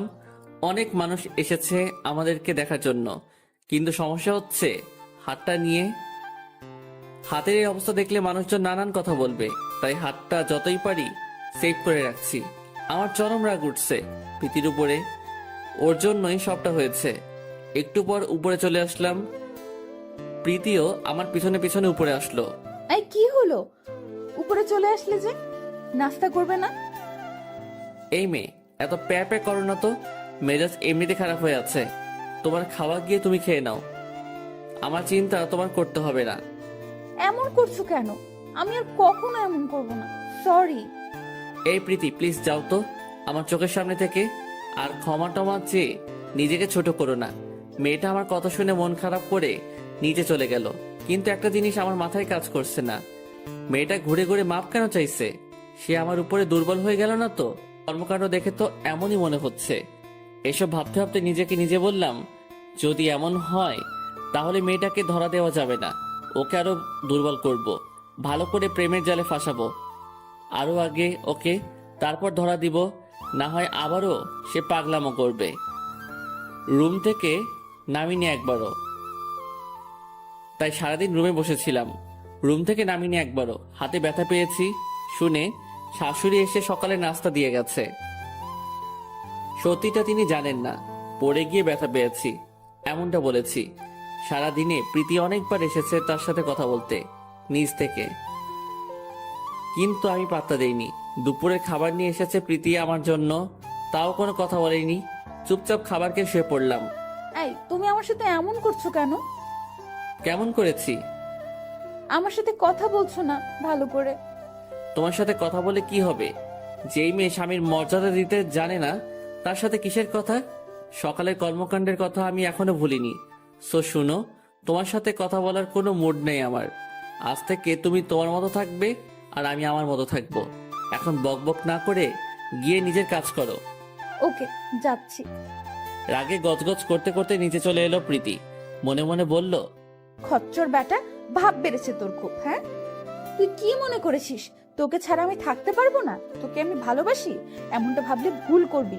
তোর খোঁজ খবর নিয়েছি খালি, আমার দ্বারা তোর ক্ষতি হয়েছে সেই জন্য, না হলে গায়ে পড়ার মতো মেয়ে আমি না। আর বিশেষ করে তোর মতো ছ্যাচড়ার সাথে আমি প্রীতি গিয়ে আদিক্ষেতা করব, সেটা কখনোই না। মেয়েটা সারাদিন আর উপরে আসেনি। আমার মনে হলো তখন হয়তো মেয়েটাকে একটু বেশি কথা শুনিয়ে ফেলেছি। আবার পরক্ষণে মনে হলো না, ঠিক করেছি একদম। আমার সাথে যা করেছে তাকে যে 2-4টা চর লাগিয়ে দেইনি সেটাই ওর ভাগ্য। সারাদিন শুয়ে বসেই সময়টা কেটে গেল। রাতের বেলা শাশুড়ি এসে খাবার দিয়ে গেল, কিন্তু আমি মনে মনে ধারণা করেছিলাম প্রীতি খাবার নিয়ে আসবে, কিন্তু না। এত ভেবে আর লাভ নাই, খুব ঘুম পেয়েছে, খেয়ে দিয়ে ঘুমাতে হবে, তাই খেয়ে দিয়ে ঘুমিয়ে পড়লাম। অন্যদিকে প্রীতিও খাওয়া দাওয়া শেষ করে রুমে এসে ঘুমানোর চিন্তা ভাবনা করে, কিন্তু ভিতরে ভিতরে একটা টেনশন কাজ করছে। ছেঁচড়াটার সাথে যেমন ধারা আচরণ করেছে, তারপরে তো সে আর ধারে কাছেও ঘেঁষতে দিচ্ছে না। সারাদিন দেয়নি ভালো কথা, কিন্তু এখন যদি জড়িয়ে ধরতে না দেয় তাহলে তো আমার আর ঘুম হবে না। এসব ভাবতে ভাবতে রুমে গিয়ে দেখে আমি ঘুমের রাজ্যে হারিয়ে গেছি। যাক, ভালো হয়েছে, খচ্চর ব্যাটাটা ঘুমিয়ে গেছে। এখন গিয়ে চুপচাপ ওর বুকের মধ্যে মাথা গুজে ঘুমিয়ে পড়বো, সে টেরও পাবে না। বলে শয়তানি একটা হাসি দেয়। পরিকল্পনার মতো গিয়ে চুপচাপ করে আমার বুকের মধ্যে মাথা গুজে দিয়ে আমাকে জড়িয়ে ধরে ঘুমিয়ে পড়ে। চোখটা মাত্র লেগে এসেছিল আমার। ঠিক সে সময় প্রীতি এসে ডিস্টার্ব করে দিল। এই মেয়ে, সমস্যা কি তোমার? হ্যাঁ, কই কিসের সমস্যা? তাহলে সমস্যা যদি না থাকে আমায় জড়িয়ে ধরলে কেন? আমার ইচ্ছে হয়েছে তাই জড়িয়ে ধরেছি।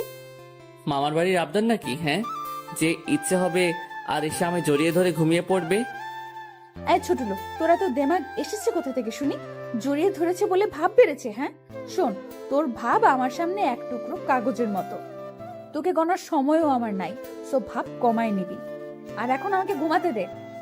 আমি তো ছোট লোক, চেষ্টা, তাহলে আমাকে জড়িয়ে ধরে ঘুমাতে আসছেন কেন? আপনাকে আটকে রাখি নাই ঘুম না যাওয়ার জন্য, নিজের মতো করে ঘুমান। আমায় জড়িয়ে ধরে ঘুমাতে হবে না আপনার। বলে প্রীতির থেকে নিজেকে ছাড়িয়ে নিয়ে অপর পাশে ফিরে শুয়ে পড়লাম। এই তুই কিন্তু আমার রাগ উঠাচ্ছিস। সরি, রাগ উঠলে কিছু করার নাই। আমি তোকে জড়িয়ে ধরে ঘুমাবো বলেছি তো ঘুমাবো। এটা বলে পিছন সাউন্ড থেকে আমাকে জড়িয়ে ধরে। আমিও কম কিসে হাতটা সরিয়ে দিলাম গা থেকে। তুই আমাকে জড়িয়ে ধরতে দিবি না, তাই তো? হ্যাঁ, তাই দিব না। প্রীতির কর্মকাণ্ড দেখে ভিতরে ভিতরে হাসতে হাসতে শেষ আমি। রাগ তো মাথায় উঠে গেছে প্রীতির। প্রীতি আমার শার্টটা খামচে ধরে পিছন থেকে টান দিয়ে ছিঁড়ে ফেলে। এই তুমি কি করলে? এটা আমার শার্ট কেন ছিঁড়ে ফেললে? এটা তো কমই করেছি, ভালোই ভালোই বলছি। এখনো সময় আছে, জড়িয়ে ধরে ঘুমাতে দে, না হয় কিন্তু খুব খারাপ হবে। যা খারাপ হওয়ার হোক, তাও আমি জড়িয়ে ধরতে দিব না। আমাকে ছোট লোক চেষ্টা বলে অপমান করে, সে আবার আসছে আমায় জড়িয়ে ধরতে। দেখ, আমার ঘুম পাচ্ছে অনেক, আমি ঘুমাবো, আর তোকে জড়িয়ে ধরেই ঘুমাবো। বলে পিছন থেকে আবার আমাকে জড়িয়ে ধরে। আমিও বললাম, আমি তোমাকে জড়িয়ে ধরে ঘুমাতে দিব না, তোমার ঘুমাতে হলে অন্যভাবে ঘুমাও। এই কুত্তা কোথাকার, যা, তোকে জড়িয়ে ধরবো না। বলে রাগে ফোপাতে থাকে। এক পর্যায়ে আর রাগটাকে কন্ট্রোল করতে পারে না, না পেরে কান্না করে দেয়। আমি নিজেকে নিজে বুঝ দেই, এই বলে যে দূর করুক মান্না, তাতে আমার কি? আমাকে যে সবসময় কষ্ট দেয়, এবার মজা বুঝো। প্রীতি কান্না করতে করতে বলে, দেখিস, আমাকে ঘুমাতে দিস নাই তুইও শান্তিতে ঘুমাতে পারবি না। ওকে, সমস্যা নাই, দেখা যাবে, তাই ডোন্ট কেয়ার। এরপর আর কোনো সারা শব্দ নাই মেয়েটার। তার মানে ঘুমিয়ে পড়েছে হয়তো কান্না করতে করতে। যাক, এবার আমিও ঘুমিয়ে পড়ি। রাত 3টা বাজে, আমি বেঘরে ঘুমাচ্ছি। ঠিক তখনই প্রীতি ঘুম থেকে উঠে গিয়ে বালতি পুড়িয়ে পানি নিয়ে আসে, আর সেগুলো আমার শরীরের উপর ঢেলে দেয়। আমি ঘুমের ঘোরে চিৎকার করে লাফ দিয়ে উঠি, বিছানায় বসে পড়ি। বিব্রতভাবে বলে, আল্লাহ, ছাদ ছিদ্র হয়ে গেছে। কিন্তু না, তার ধারণা তো ভুল প্রমাণ হয়। যখন সে চোখটা ঘুরিয়ে পাশে তাকায় তখন সে দেখতে পায় প্রীতিকে। প্রীতি পানির বালতি হাতে নিয়ে দাঁড়িয়ে আছে। মেজাজ তো পুরো মাথায় উঠে যায়। এটা কি হলো? পুরো ঘুমের 12টা বাজিয়ে দিয়েছে মেয়েটা আমার। এই তুমি এটা কেন করলে? আমার গায়ে পানি ঢেলে দিলে কেন? একদম বেশ করেছি, আমাকে জড়িয়ে ধরতে দিসনি, আবার কথা বলছিস? হ্যাঁ, তুই কিভাবে ভাবলি যে আমি ঘুমাতে না পারলে তোকে ঘুমাতে দিব? আমি কি তোমায় ধরে রেখেছিলাম যাতে করে তুমি না ঘুমাতে পারো? হ্যাঁ, তা করিসনি, কিন্তু তার থেকে বড় কিছু করেছিস। তুই জানিস যে তোকে জড়িয়ে না ধরলে আমার ঘুম আসে না, কিন্তু তাও তুই আমায় জড়িয়ে ধরতে দিসনি। তাই বলে তুমি এমনটা করবে? একটা ঘুমন্ত মানুষের গায়ের উপরে পানি ঢেলে দিবে?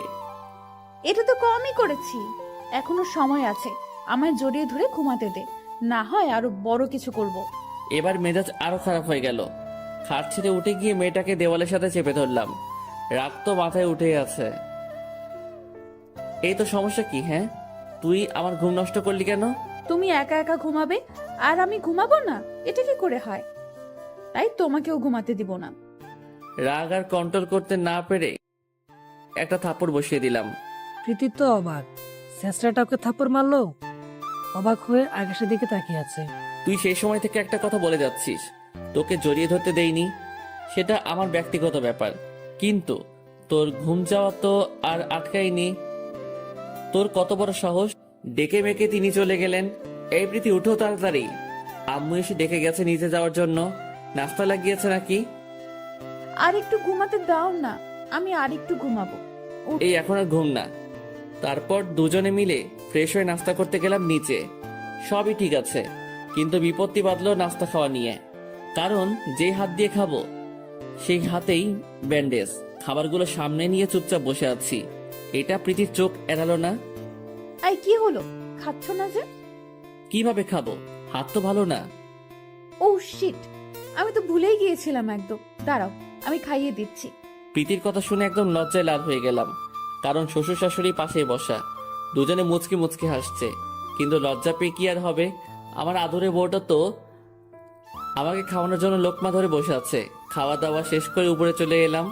একটু পর প্রীতিও রুমে আসলো, কিন্তু তাড়াহুড়ো করে। এটা কি হলো? এত তাড়াহুড়ো করছো কেন? আজ নাকি আমার বান্ধবী তিশারা সবাই আসবে, তোমাকে আর আমাকে দেখতে। বিয়ের সময় তো কেউ আসতে পারেনি ঠিকঠাক ভাবে। কারণ যে তাড়াহুড়োয় বিয়ে হয়েছে, তাই আজ আসবে। প্লিজ তুমি একটু পরিপাটি করে থেকো। আচ্ছা, সেটা নিয়ে তোমার টেনশন করতে হবে না। প্রীতি একটা পাঞ্জাবি দিয়ে গেল, সেটা গায়ে লাগিয়ে রুমে বসে আছি। একটু পর প্রীতির বান্ধবীরাও সবাই আসলো। সবাই জানে প্রীতির হাজবেন্ডের কথা, কিভাবে কি হয়েছে সবটা জানে। এই চল, তোদেরকে আমার ছোট লোক হাজবেন্ডের পরিচয় করিয়ে দিই। কিন্তু সামিরা তো এখনো আসেনি। আচ্ছা সমস্যা নেই, সে আসলে না হয় তার সাথে আলাদাভাবে পরিচয় করিয়ে দেব। বান্ধবীদের নিয়ে নিজের রুমে আসলো আকাশের সাথে পরিচয় করে দিতে। বান্ধবীরা সবাই হাসাহাসি করছে আকাশকে দেখে। একজন তো বলেই ফেলেছে, ছোট লোক দুলাভাই কেমন আছেন? কথা শুনে মনটা ভরে গেল। ওদের হাবভাব দেখে বুঝতে বাকি রইলো না যে তারা আমার মজা উড়াতে এসেছে। জি আলহামদুলিল্লাহ ভালো। আপনি? হ্যাঁ ভালো, কিন্তু প্রীতি, আমার একটা জিনিস মাথায় ঢুকছে না। তুই এমন ছেঁচড়াকে বিয়ে করলি কি করে? কপাল খারাপ হলে যা হয় আর কি। এমন ছাত্রের সাথে বিয়ে বসার ইচ্ছে কি আমার ছিল নাকি? কারোর কথায় খারাপ লাগলো না, কারণ আসলে আমি ছেঁচড়া। কিন্তু প্রীতির কথা শুনে চোখটা লাল হয়ে গেল। মেয়েটা কি সারা জীবন আমাকে এইভাবেই অপমান করে যাবে? কখনো কি স্বামীর মর্যাদা দিবে না? লজ্জায় চোখ নিচের দিকে নামিয়ে রেখেছি। এমন সময় কেউ দরজায় টোকা দেয়। এই যে প্রীতি, আমি আসতে পারি? হ্যাঁ দোস্ত আয়। গলার আওয়াজ শুনে আমার কাছে পরিচিত মনে হলো। নজর উঠিয়ে ওনার দিকে তাকালাম। ওনাকে দেখে তো আমার চোখ জোড়া কপালে উঠে গেছে। আল্লাহ, এ তো আমার ছোট বোন সাফার ক্লাসমেট। সামিরা আমাকে অনেক আগে থেকে চেনে। ওকে আমি আমার ছোট বোনের মতোই দেখি, সেটা সমস্যা না। সমস্যা হচ্ছে আস্তে আস্তে আমার অতীতগুলো সামনে আসতে চলেছে। আল্লাহ জানে সামিরা আবার কিছু বলে দেয় কিনা। সে আমার ব্যাপারে সন্তুষ্ট জানে। এই সামিরা, এই যে এই হচ্ছে আমার ছেচরা ও ছোট লোক হাজবেন্ড। প্রীতি, তোর কি মনে হচ্ছে না যে তুই একটু বেশি বেশি করছিস? কি রে, তোর আবার কি হলো? হঠাৎ এমন রিয়েক্ট করছিস? কিছুই হয়নি, তবে দরজায় অনেকটা সময় দাঁড়িয়ে দাঁড়িয়ে শুনলাম তোরা ওনাকে অপমান করছিস। প্রীতি শোন, সময় থাকতে জিনিসের মূল্য দেওয়া শিখে নে, না হয় পরে হাই হতাশা করবি। সামিরা বুঝলাম না, তুই হঠাৎ এই ছোট লোকটাকে নিয়ে এত পজিটিভ কথা বলছিস? তোর সাথে তো আমার ফোনে কথা হয়েছে যে আমি একটা ছ্যাঁচড়া ছোট লোককে বিয়ে করেছি, তখন তো কিছুই বলিসনি। কিন্তু এখন হঠাৎ কি হলো যে উল্টো গিলি? তখন কিছুই বলিনি, কারণ একটা মানুষকে না দেখে তো আর বিবেচনা করা যায় না। তাছাড়া তুই এখন ওনার স্ত্রী আর উনি তোর হাজব্যান্ড, সো সম্মানটা তোর থেকে আশা করাই যায়। মানা না মানে সেটা তোর ব্যাপার, কিন্তু লিগেলি তুই আর উনি হাজব্যান্ড ওয়াইফ। হো, বুঝেছি। ছোট লোকটাকে দেখে তোর মায়া লেগে গেছে, তাই তুই কিছু বলতে পারছিস না। এত দরদ থাকলে নিজেই ওর গলায় ঝুলে পড়। প্রীতির কথা শুনে সে সহ বাকি বান্ধবীরাও সবাই হাসতে শুরু করে। শোন, সময়ের জায়গাটা উল্টো ঘুরবে। এখন হয়তো আমার কথাগুলো মজাই উড়াচ্ছিস। এমন একটা সময় আসবে যখন চার হাত পা একসাথে গুটিয়ে কান্না করলেও সময়টা আর ফিরে পাবি না। আর কি বললি, ওনাকে ছোট লোক? যার নামে পুরো শহর চলে, যার বাসার কাজের লোকও তোর বাবার চাইতে কয়েক গুণ বেশি কোটিপতি, তাকে বলছিস ছোট লোক? মানে কি বলছিস ঠিক বুঝলাম না। আল্লাহ, এখন তো ফেঁসে যাব। মেয়েটা আমার সমস্ত ইতিহাস ফাঁস করতে চলেছে। না, ওকে আটকানো দরকার। সে মানেটা কি সেটা বলতে যাবে, তার আগেই ওকে আটকে দিলাম। এই যে আপনি একটু চুপ থাকবেন প্লিজ? আপনি কি সব বলছেন উল্টাপাল্টা? প্লিজ চুপ করেন। সামিরা চুপ হয়ে গেল। কারণ সে আকাশের চোখে মিনতি লক্ষ্য করছে, চোখ দুটো মিনতি করছিল যেন কিছুই না বলে, তাই সেও চুপ হয়ে যায়। কি রে সামিরা, কথা বলছিস না যে? কথাগুলোর মানে কি? মানে টানে কিছু না, এখন বাদ দে এইসব কথা। আসছি কই একটু আনন্দ করব, তা না কি সব লাগিয়েছিস। আচ্ছা বল, এখন তোদের কি অবস্থা সবার? হ্যাঁ, ভালোই আছি। টপিকটা বাদ দিলেও প্রীতির মাথার মধ্যে সামিরার কথাগুলো বারবার বাড়ি খাচ্ছে। কথাগুলো যেন তার ভিতরে কোনোভাবেই হজম হচ্ছে না। তোর যা হবে হোক। আচ্ছা আকাশ, তুমি একটু নিচে যাও, আমরা বান্ধবীরা সবাই একটু আড্ডা দিব। ওকে, তোমরা আড্ডা দাও, আমি নিচে যাচ্ছি। নিচে গিয়ে সোফায় বসে আছি, এমন সময় শাশুড়ি আম্মা এসে বললেন, বাবা, তুমি নিচে বসে আছো যে? আম্মু আসলে অনেকদিন পর ওর বান্ধবীরা এসেছে, একটু ভালো করে টাইম স্পেন্ড করুক, তাই আর কি নিচে নেমে এসেছি। সেটা কেমন কথা? তুমি ওর হাজব্যান্ড, তুমি থাকলে সমস্যা কি ছিল? না আম্মু, সমস্যা না, থাক না, বাদ দিন। ওকে, তোমাদের যা ভালো লাগে করো। আমি রহিমাকে দিয়ে চা পাঠিয়ে দিচ্ছি, বসে বসে চা খাও। তারপর তিনি চলে গেলেন। সোফায় বসে আছি আর একটু আগের কথা ভাবছি।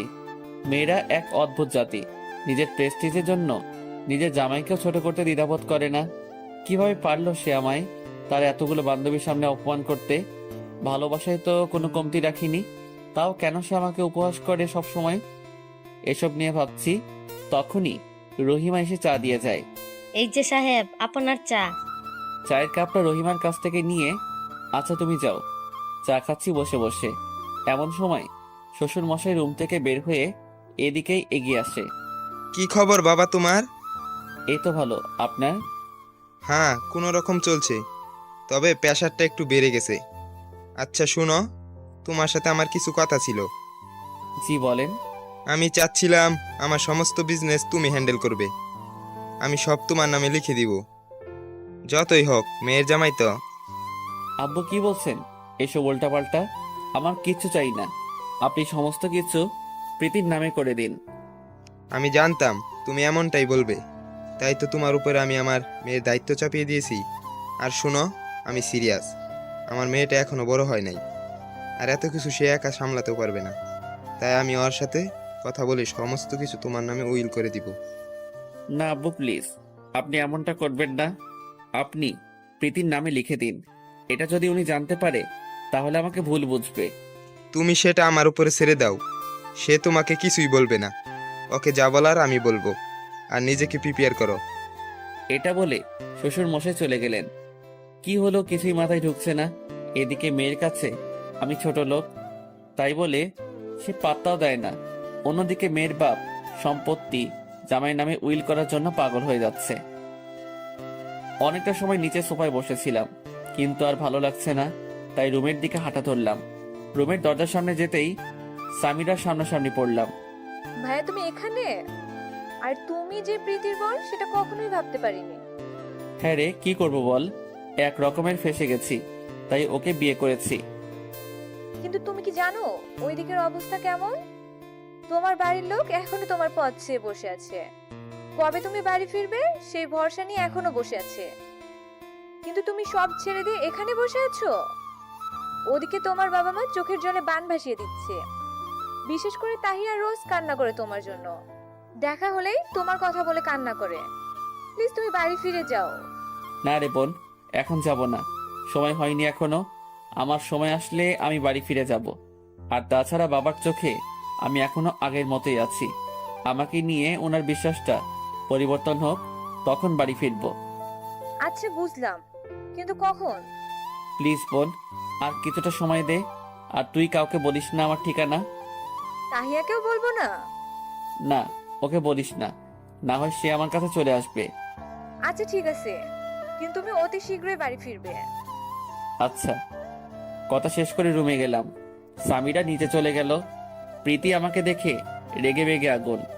এই কুকুর, তুই রুমে কি করছিস? তোকে না বলেছিলাম আমরা কিছু সময় কথাবার্তা বলবো, তুই নিচে থাকতে? তাও তুই রুমে এসেছিস কোন সাহসে? আসলে আমার নিচে মন টিকছিল না, তাই রুমে চলে এসেছি। প্রীতির বান্ধবী একজন প্রীতিকে বলে, প্রীতি, তোর হাজব্যান্ড আসলেই ছেঁচড়া।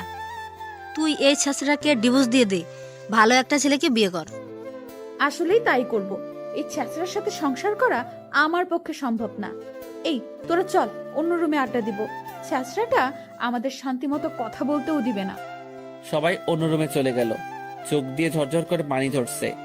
একটু আগে প্রীতি কি বলে গেল, সে আমায় ডিভোর্স দিবে। সারাদিন রুমের মধ্যে ছিলাম, রুম থেকে বের হইনি। রহিমা এসে বিকেল বেলা নাস্তা দিয়ে গেল।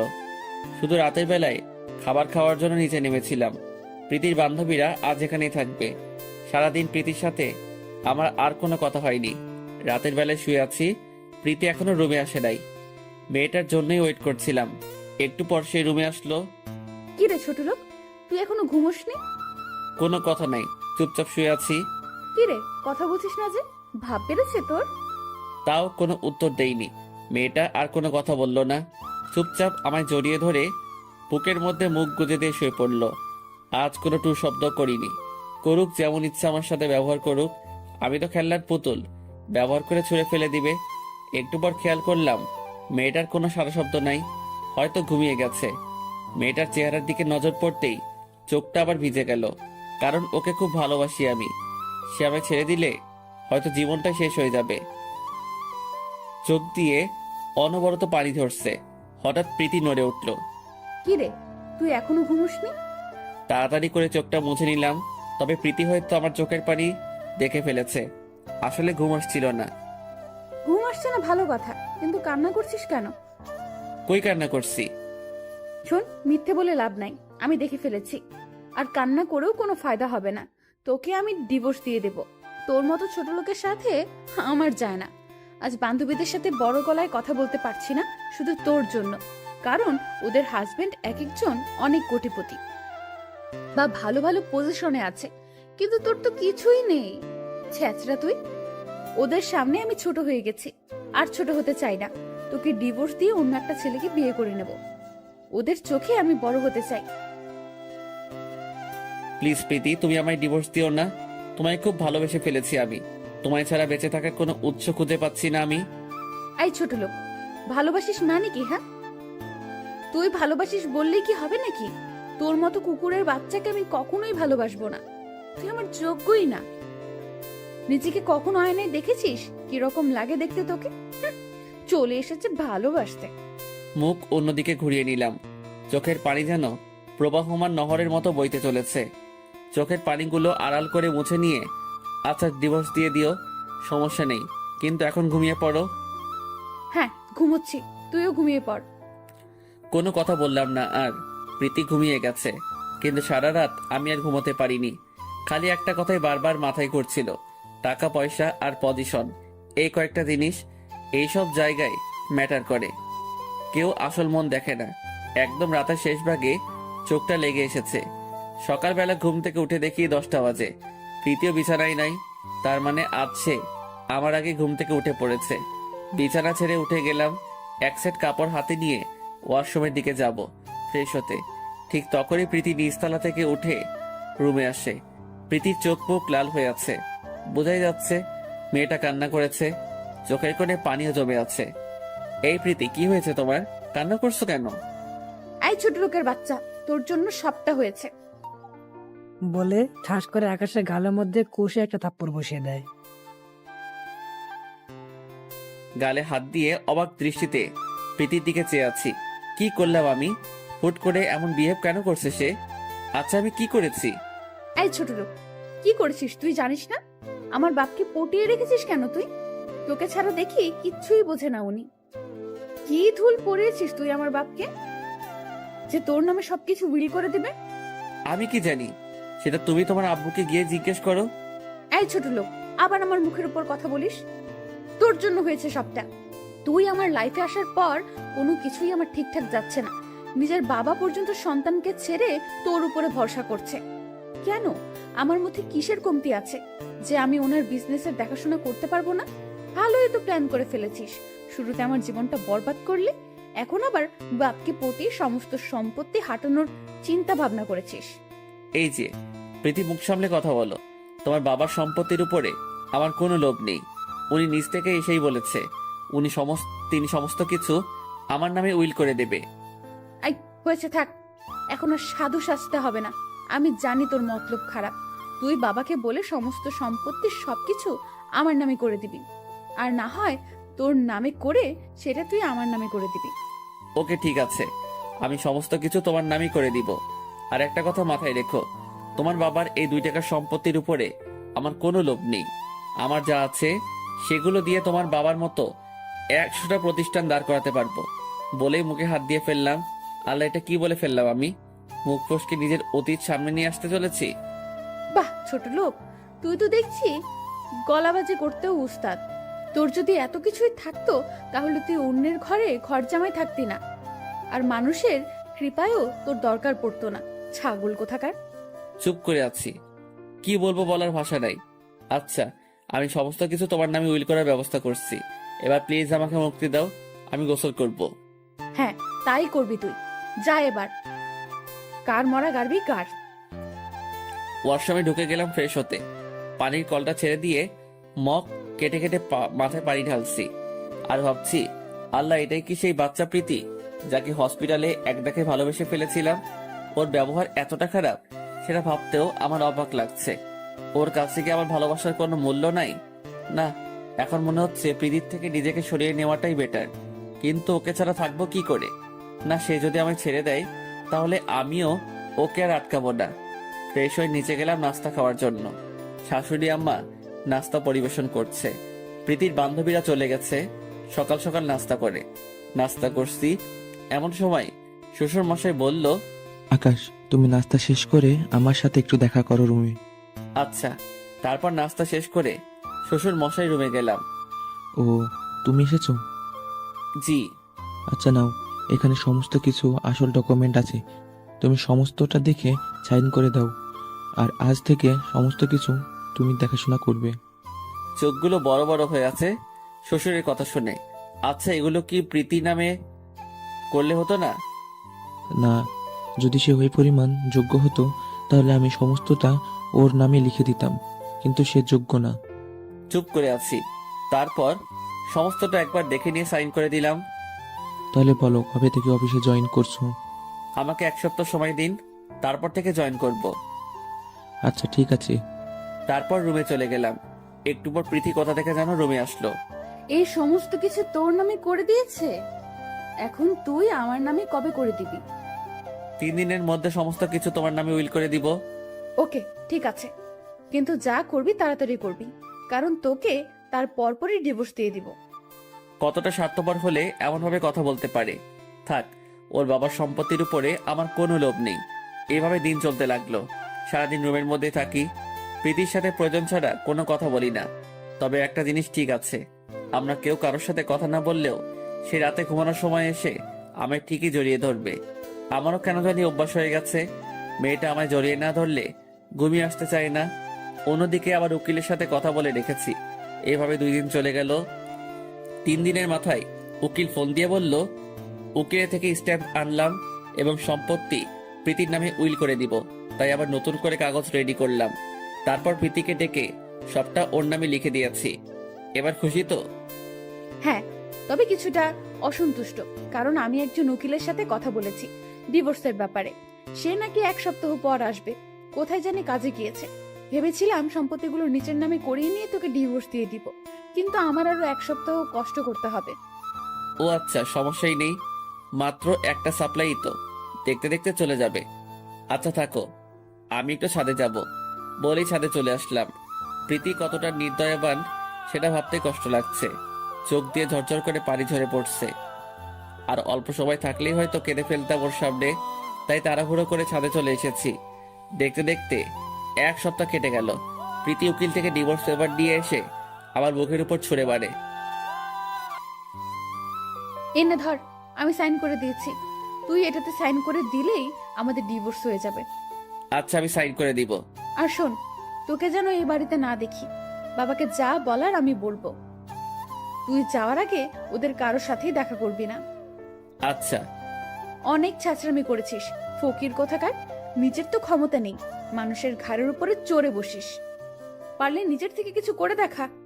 কিছুই বললাম না, শুধু শুনে গেলাম। বলে যাও, কারণ এখন তোমার সময়। ডিভোর্স পেপারটা হাতে নিয়ে ঘর ছেড়ে চলে আসলাম। চোখের পানি দিয়ে পুরো শার্ট ভিজে গেছে। আসার সময় বাসার কাউকে কিছু বলিনি, চলে গেলাম আবার নিজের দুনিয়ায়। অন্যদিকে প্রীতির আব্বু প্রীতিকে জিজ্ঞেস করে, কিরে মা, আকাশ কোথায়? আব্বু, চিটারটা পালিয়ে গেছে। পালিয়ে গেছে মানে? কি বলছিস উল্টাপাল্টা? হ্যাঁ বাবা, ঠিকই বলছি। সে তোমার কাছে ভালো সেজে তোমার সমস্ত সম্পত্তি হাতিয়ে নিয়ে চলে যেতে চেয়েছিল, কিন্তু আমার জন্য তা পারেনি। রোজ রাতে আমায় মারতো সে তোমার সম্পত্তির জন্য, বলতো তোর বাবার সব সম্পত্তি নিয়ে তোকে ছেড়ে দিব। মা, তুই এসব বলিসনি কেন আমাদের? ছি, ওর ভেতরে এতটা হারামিপনা ছিল, আমরা ভাবতেও ঘৃণা হচ্ছে। কিভাবে বলবো বাবা, তুমি যে কসম দিয়ে ওর সাথে আমার বিয়ে দিয়েছো, তার উপর সে আমায় বলেছে তোমাদের কিছু বললে সে তোমাদেরকে মেরে ফেলবে। বাবা, তাই ভয়ে বলিনি। আর আমি চাই না তোমরা এটা জানো যে তোমাদের মেয়ে সুখে নাই, এতে তোমাদেরই কষ্ট হবে। মারে, তুই আমাকে আগে বলতি একটু করে জাস্ট, তাহলে ওর 12টা বাজিয়ে দিতাম আমি। আর তাহলে এখন কি সে আমাদের সমস্ত সম্পত্তি হাতিয়ে নিয়ে চলে গেছে? না বাবা, তা পারিনি। আমি কৌশলে ওর কাছ থেকে সমস্ত সম্পত্তি আমার নামে করে ফেলেছি, সে বুঝতেও পারেনি। সাব্বাস, এ না হলে আমার মেয়ে। হ্যাঁ, তাই তো, আমার গর্ব তুই। দুনিয়া কেমন আজীব, আকাশে কোনো দোষ নেই অথচ তাকে উল্টো ফাঁসিয়ে দিল। কিন্তু সমস্তটা করেছে প্রীতি। দিন গড়িয়ে রাত হলো, প্রীতি এখন খুশিতে আত্মহারা, কিন্তু বিপদে বাঁধলো রাতে। সে এখন ঘুমাবে কি করে, কাকে জড়িয়ে ধরে ঘুমাবে? ছোট লোকটাকে তো বাসা থেকে তাড়িয়ে দিয়েছে, মনটা খারাপ হয়ে গেল একদম। কি করবে সে ভেবে পাচ্ছে না। রাতের বেলা 1 সেকেন্ডের জন্য তার ঘুম আসেনি। সারা রাত ছোট লোকটার কথা মনে পড়েছে ওর। ইচ্ছে করছে সে যেখানে আছে সেখানে গিয়ে ওকে জড়িয়ে ধরে ঘুমাতে। ওর বুক ছাড়া যে ওর ঘুম আসে না, খুব ইচ্ছে করছে আকাশকে জড়িয়ে ধরে ঘুমাতে, কিন্তু আফসোস সে চলে গেছে। কেমন যেন একটা চাপা কষ্ট অনুভব হচ্ছে, তো কেন হচ্ছে সেটা সে নিজেও জানে না। ইচ্ছে করছে ওকে আবার ঘরে ফিরিয়ে আনতে, কিন্তু না, তা সম্ভব না, কারণ ওকে তো তাড়িয়ে দিয়েছে। চোখ দিয়ে পানি পড়ছে ছোট লোকটার জন্য। সে নিজেও ভেবে পাচ্ছে না, তাকে সে 2 চোখে দেখতে পারে না, তার জন্য চোখ থেকে পানি কেন ঝরছে। তবে একটা জিনিস বারবার চোখের সামনে বেশি আসছে, সে আকাশকে জড়িয়ে ধরে ওর বুকের মধ্যে মাথা গুজিয়ে দিয়ে শুয়ে থাকাটাকে।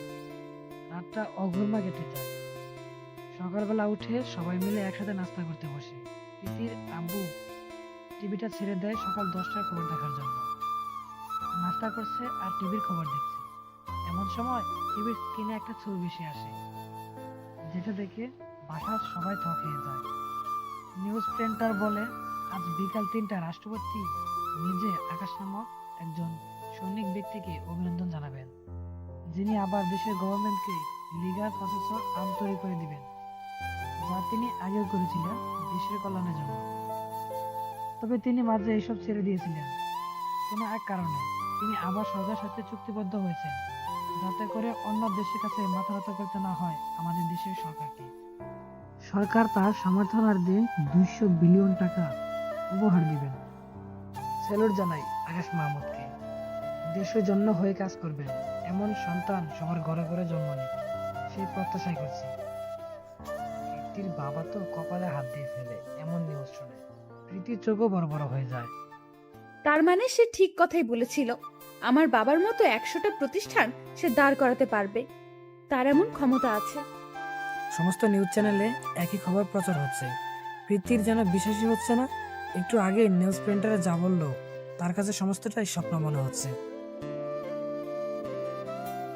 অন্যদিকে প্রীতির বাবার যেন কোনো দিকেই হিসেব মিলছে না। আকাশের এত কিছু থাকার পরেও সে আমার সম্পত্তি লোভ করলো কেন? তার তো কোনো কিছুর অভাব নেই, কথাটা যেন হজম হচ্ছে না। যার কাছে কোটি কোটি টাকার সম্পদ, সে আমার অল্প টাকার সম্পত্তির লোভ করবে? জিনিসটা যেন বেমানান। তবে কি তাহলে প্রীতি আমাকে মিথ্যা কথা বলল? না, সে এমনটা কেন করবে? সে আমার মেয়ে, ও কখনোই এমনটা করবে না। তবে আকাশের বিষয়টাও নজর আন্দাজ করতে পারছি না। না, এর পেছনে আসল কাহিনী কি সেটা আমায় খুঁজে বের করতে হবে। প্রীতি নিজেকে 4 দেওয়ালের মাঝে বন্দি করে রেখেছে, তার যেন কিছুই ভালো লাগছে না। কেমন যেন ঘোলাটে হয়ে গেছে সমস্ত কিছু। পিছনে কি ঘটেছে তার যেন কিছু মাথাতেই কাজ করছে না। কি করেছে কি ভুল তার কাছে উত্তর জানা নেই। 3টা বাজতে চলেছে। দেশের গণ্যমান্য ব্যক্তিরা সবাই একটা মজলিসে একত্রে হয়। বাংলাদেশ বর্ডার গার্ড হতে শুরু করে প্রশাসনিক আরো অনেক সিনিয়র কর্মকর্তারা সেখানে রয়েছে। বিশেষ করে রয়েছেন রাষ্ট্রপতি। তিনি আকাশকে অভিনন্দন জানানোর জন্য একগুচ্ছ ফুলের তোড়া নিয়ে সকলের সামনে আকাশের হাতে তুলে দেন। রাষ্ট্রপতি স্পিকার হাতে নিয়ে দু একটা কথা বলে সকলের সামনে, পরে আকাশের হাতে স্পিকার তুলে দেয়। আসলে কি বলবো নিজেরও জানা নেই, তবে এইটুকুই বলবো, দেশের জন্য আবার কাজ করতে পেরে নিজেকে গর্বিত মনে হচ্ছে। আগেও দেশের জন্য কাজ করেছি, তবে কোনো এক কারণে এই সব থেকে নিজেকে দূরে সরিয়ে নিয়ে গিয়েছিলাম। কিন্তু পরে অনুভব করলাম, না, উপরওয়ালা যেহেতু মেধা দিয়েছে, তাহলে সেটাকে কোনো কাজে না খাটিয়ে নষ্ট কেন করব। তাই আবার নেমে পড়লাম দেশের কল্যাণে। সবাই আমার জন্য দোয়া করবেন। বলে স্টেজ থেকে নামতে যাবে, ঠিক তখনই দুইটা পরিচিত মুখ সামনে পড়ে। নিজের চোখকে বিশ্বাস করতে পারছি না। মানুষগুলো যে আমার চোখের সামনে। মাথাটা নিচু করে দাঁড়িয়ে আছি। কেউ একজন মায়াভরা কণ্ঠে, প্রীতি এখনো নিজেকে 4 দেওয়ালের মাঝে বন্দি করে রেখেছে। কারোর সাথে কথা বলছে না, ঠিকমতো খাবারও খাচ্ছে না। তার শুধু একটা জিনিস ভেবেই মাথা ফেটে যাচ্ছে, যে সে কি আকাশের সাথে যা করেছে তা কি ঠিকটা ভুল। প্রীতির আব্বু আম্মু অনেক ডাকাডাকি করে, কিন্তু প্রীতি দরজা খুলে না। সে দরজা বন্ধ করে বসে আছে ভিতর থেকে। তিনারা না পারতে সামিরাকে ডেকে আনে। সামিরা দরজা খুলতে বললে হয়তো খুলবে, কারণ প্রীতির সবচাইতে কাছের বন্ধ হচ্ছে সামিরা। এই প্রীতি, দরজা খোল, আমি সামিরা। প্রীতি প্লিজ দরজাটা খোল, তোর সাথে আমার কথা আছে।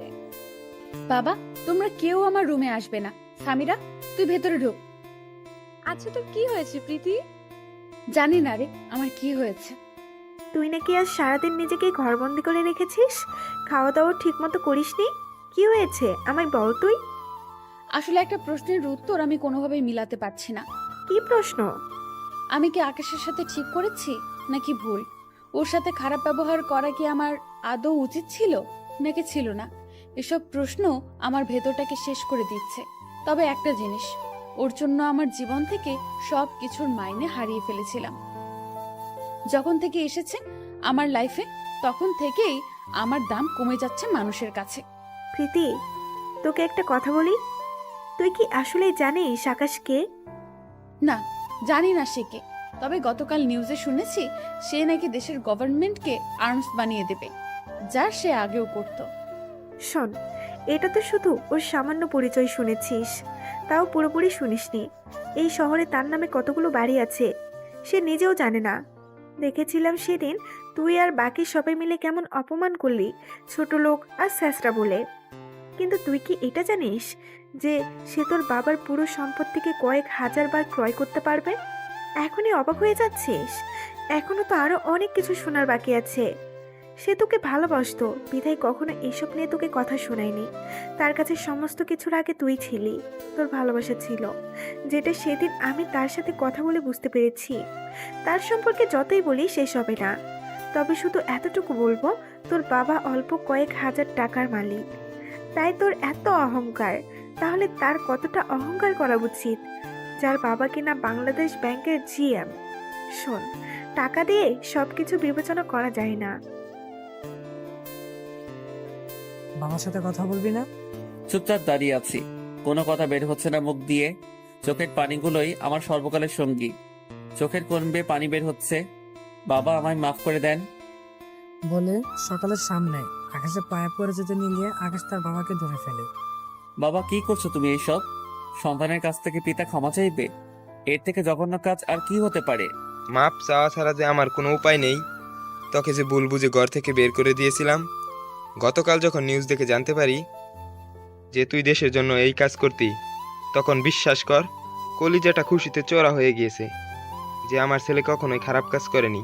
সে সবসময় ভালোর সাথে ছিল।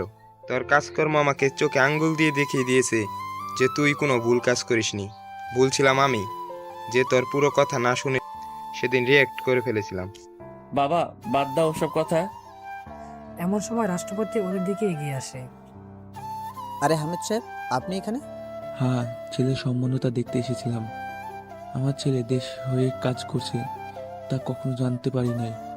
গতকাল টিভিতে দেখে বুকটা ভরে গেল। তার মানে আকাশ আপনার ছেলে?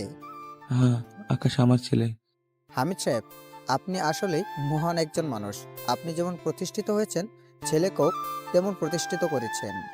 ধন্যবাদ সাহেব। আচ্ছা তাহলে চললাম। আকাশ, তুমি লেগে যাও কাজে আবার। আজকের মতো বিদায় নিচ্ছি। তারপর রাষ্ট্রপতি চলে যায়। আকাশের বাবার সাথে তার ছোট বোন এসেছে, সেও অজরে কান্না করছে। এই পুচকি কান্না করছিস কেন? দেখে এদিকে আয় বলে সাফাকে জড়িয়ে ধরে বাবা, এবার ঘরে ফিরে চল, তোর মা তোর জন্য অপেক্ষা করছে। আমি ঘর থেকে বের হওয়ার সময় বলে দিয়েছি, আজ যদি তোকে নিয়ে বাড়ি না ফিরি তাহলে সে কোনো দানা পানি মুখে নেবে না। আচ্ছা চলো। তারপর বাপ ছেলে সবাই মিলে বাসার উদ্দেশ্যে রওনা দেয়, কিন্তু বিপত্তি বাদে বাসার সামনে গিয়ে বাসার সামনে মানুষজন পুরো ভিড় করে ফেলেছে। এভাবে জানে খবর পেয়েছে যে আকাশ আজকে বাড়িতে আসবে। তখন থেকেই লোকজন আকাশের বাড়ির সামনে ভিড় লাগিয়েছে। পুরো এলাকার মানুষ এসে গেছে আকাশকে দেখার জন্য। এত মানুষ যে স্বস্তিতে নিঃশ্বাস পর্যন্ত নেওয়া যাচ্ছে না। বহু কষ্টে মানুষজনকে ঠেলে বাড়িতে প্রবেশ করে। আকাশের আম্মু তো আকাশকে জোরে ধরে সে কি কান্না! বহুদিন পর কলিজার টুকরাকে সামনে পেয়েছে। সমস্ত কিছুর বীরে আকাশ প্রীতির কথা ভুলেই গেছে। আর মনেই বা রাখবে কেন? নিঃস্বার্থভাবে ভালোবেসেছে, কিন্তু তার বিনিময়ে কি পেয়েছে? অপমান আর লাঞ্ছনা। তবে এখনো সে ভালোবাসে প্রীতিকে। প্রীতির তো হুশই উড়ে গেছে সামিয়ার কথা শুনে। কি বলছে এসব? তার মানে আকাশ হামিদ সাহেবের ছেলে? প্রীতির কলেজে ফেটে যাচ্ছে সামিয়ার কথা শুনে। এখন সে হারে হারে টের পাচ্ছে। যে আকাশ কি ছিল? হীরাকে কাচের টুকরা মনে করে অপমান করেছি আমি, কিন্তু সে কখনো টাকা পয়সার বড়াই করেনি। আর আমি কি করলাম ওর সাথে? ছি! কিন্তু সামিরা, তুই এগুলো জানিস কি করে? কারণ আমি সাফার বান্ধবী, যে কিনা আকাশের ছোট বোন। ওর পরিবার সম্পর্কে আমি জানি না এমন কিছু নাই। তাহলে তুই আমাকে আগে বলিসনি কেন? বলে কি হবে? ভালো যদি বাসার এই হতো তাহলে এমন ধারা আচরণ করতি না। তাছাড়া ভাই আমাকে বারণ করেছে। প্রীতি শব্দ করে কান্না করে দেয়। আচ্ছা হয়েছে, এখন আর কেঁদে কোনো ফায়দা নাই। উঠে গিয়ে ফ্রেশ হয়ে নে, তারপর খেয়ে নিস। আমি চললাম, অনেকটা সময় হয়েছে আমি এসেছি। যাওয়া দরকার এখন আমার। সামিয়ারা চলে যায়। প্রীতির মুখে পানি ছিটা দিয়ে রুম থেকে বের হয়ে আসে। রুম থেকে বের হয়ে এসে দেখে তার বাবার সামনে দাঁড়িয়ে আছে। তিনি কোনো কথা ছাড়াই ঠাস করে প্রীতির গালের মধ্যে সজোরে একটা থাপ্পড় বসিয়ে দেয়। প্রীতির মুখে পানি ছিটা দিয়ে রুম থেকে বের হয়ে আসে। রুম থেকে বের হয়ে এসে দেখে তার বাবার সামনে দাঁড়িয়ে আছে। তিনি কোনো কথা ছাড়াই ঠাস করে প্রীতির গালের মধ্যে সজোরে একটা থাপ্পড় বসিয়ে দেয়। প্রীতি গালে হাত দিয়ে অবাক দৃষ্টি তাকিয়ে আছে ওর বাবার দিকে।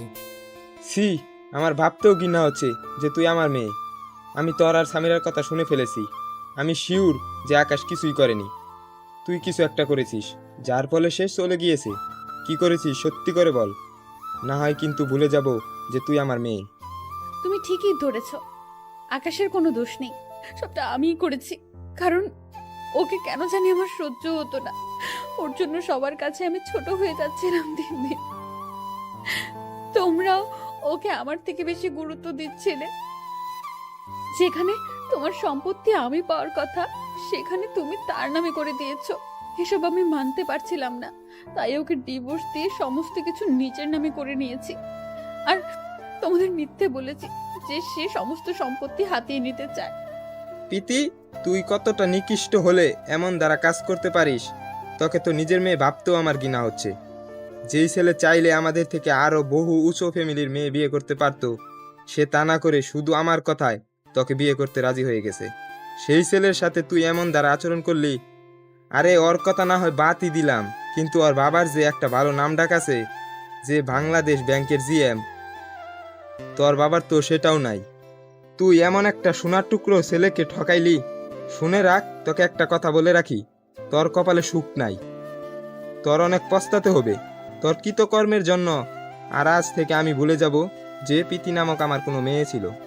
তিনি এটা বলে প্রীতি রুম থেকে বের হয়ে আসে। হাউমাউ করে কান্না করে দেয় প্রীতি ওর বাবার কথা শুনে।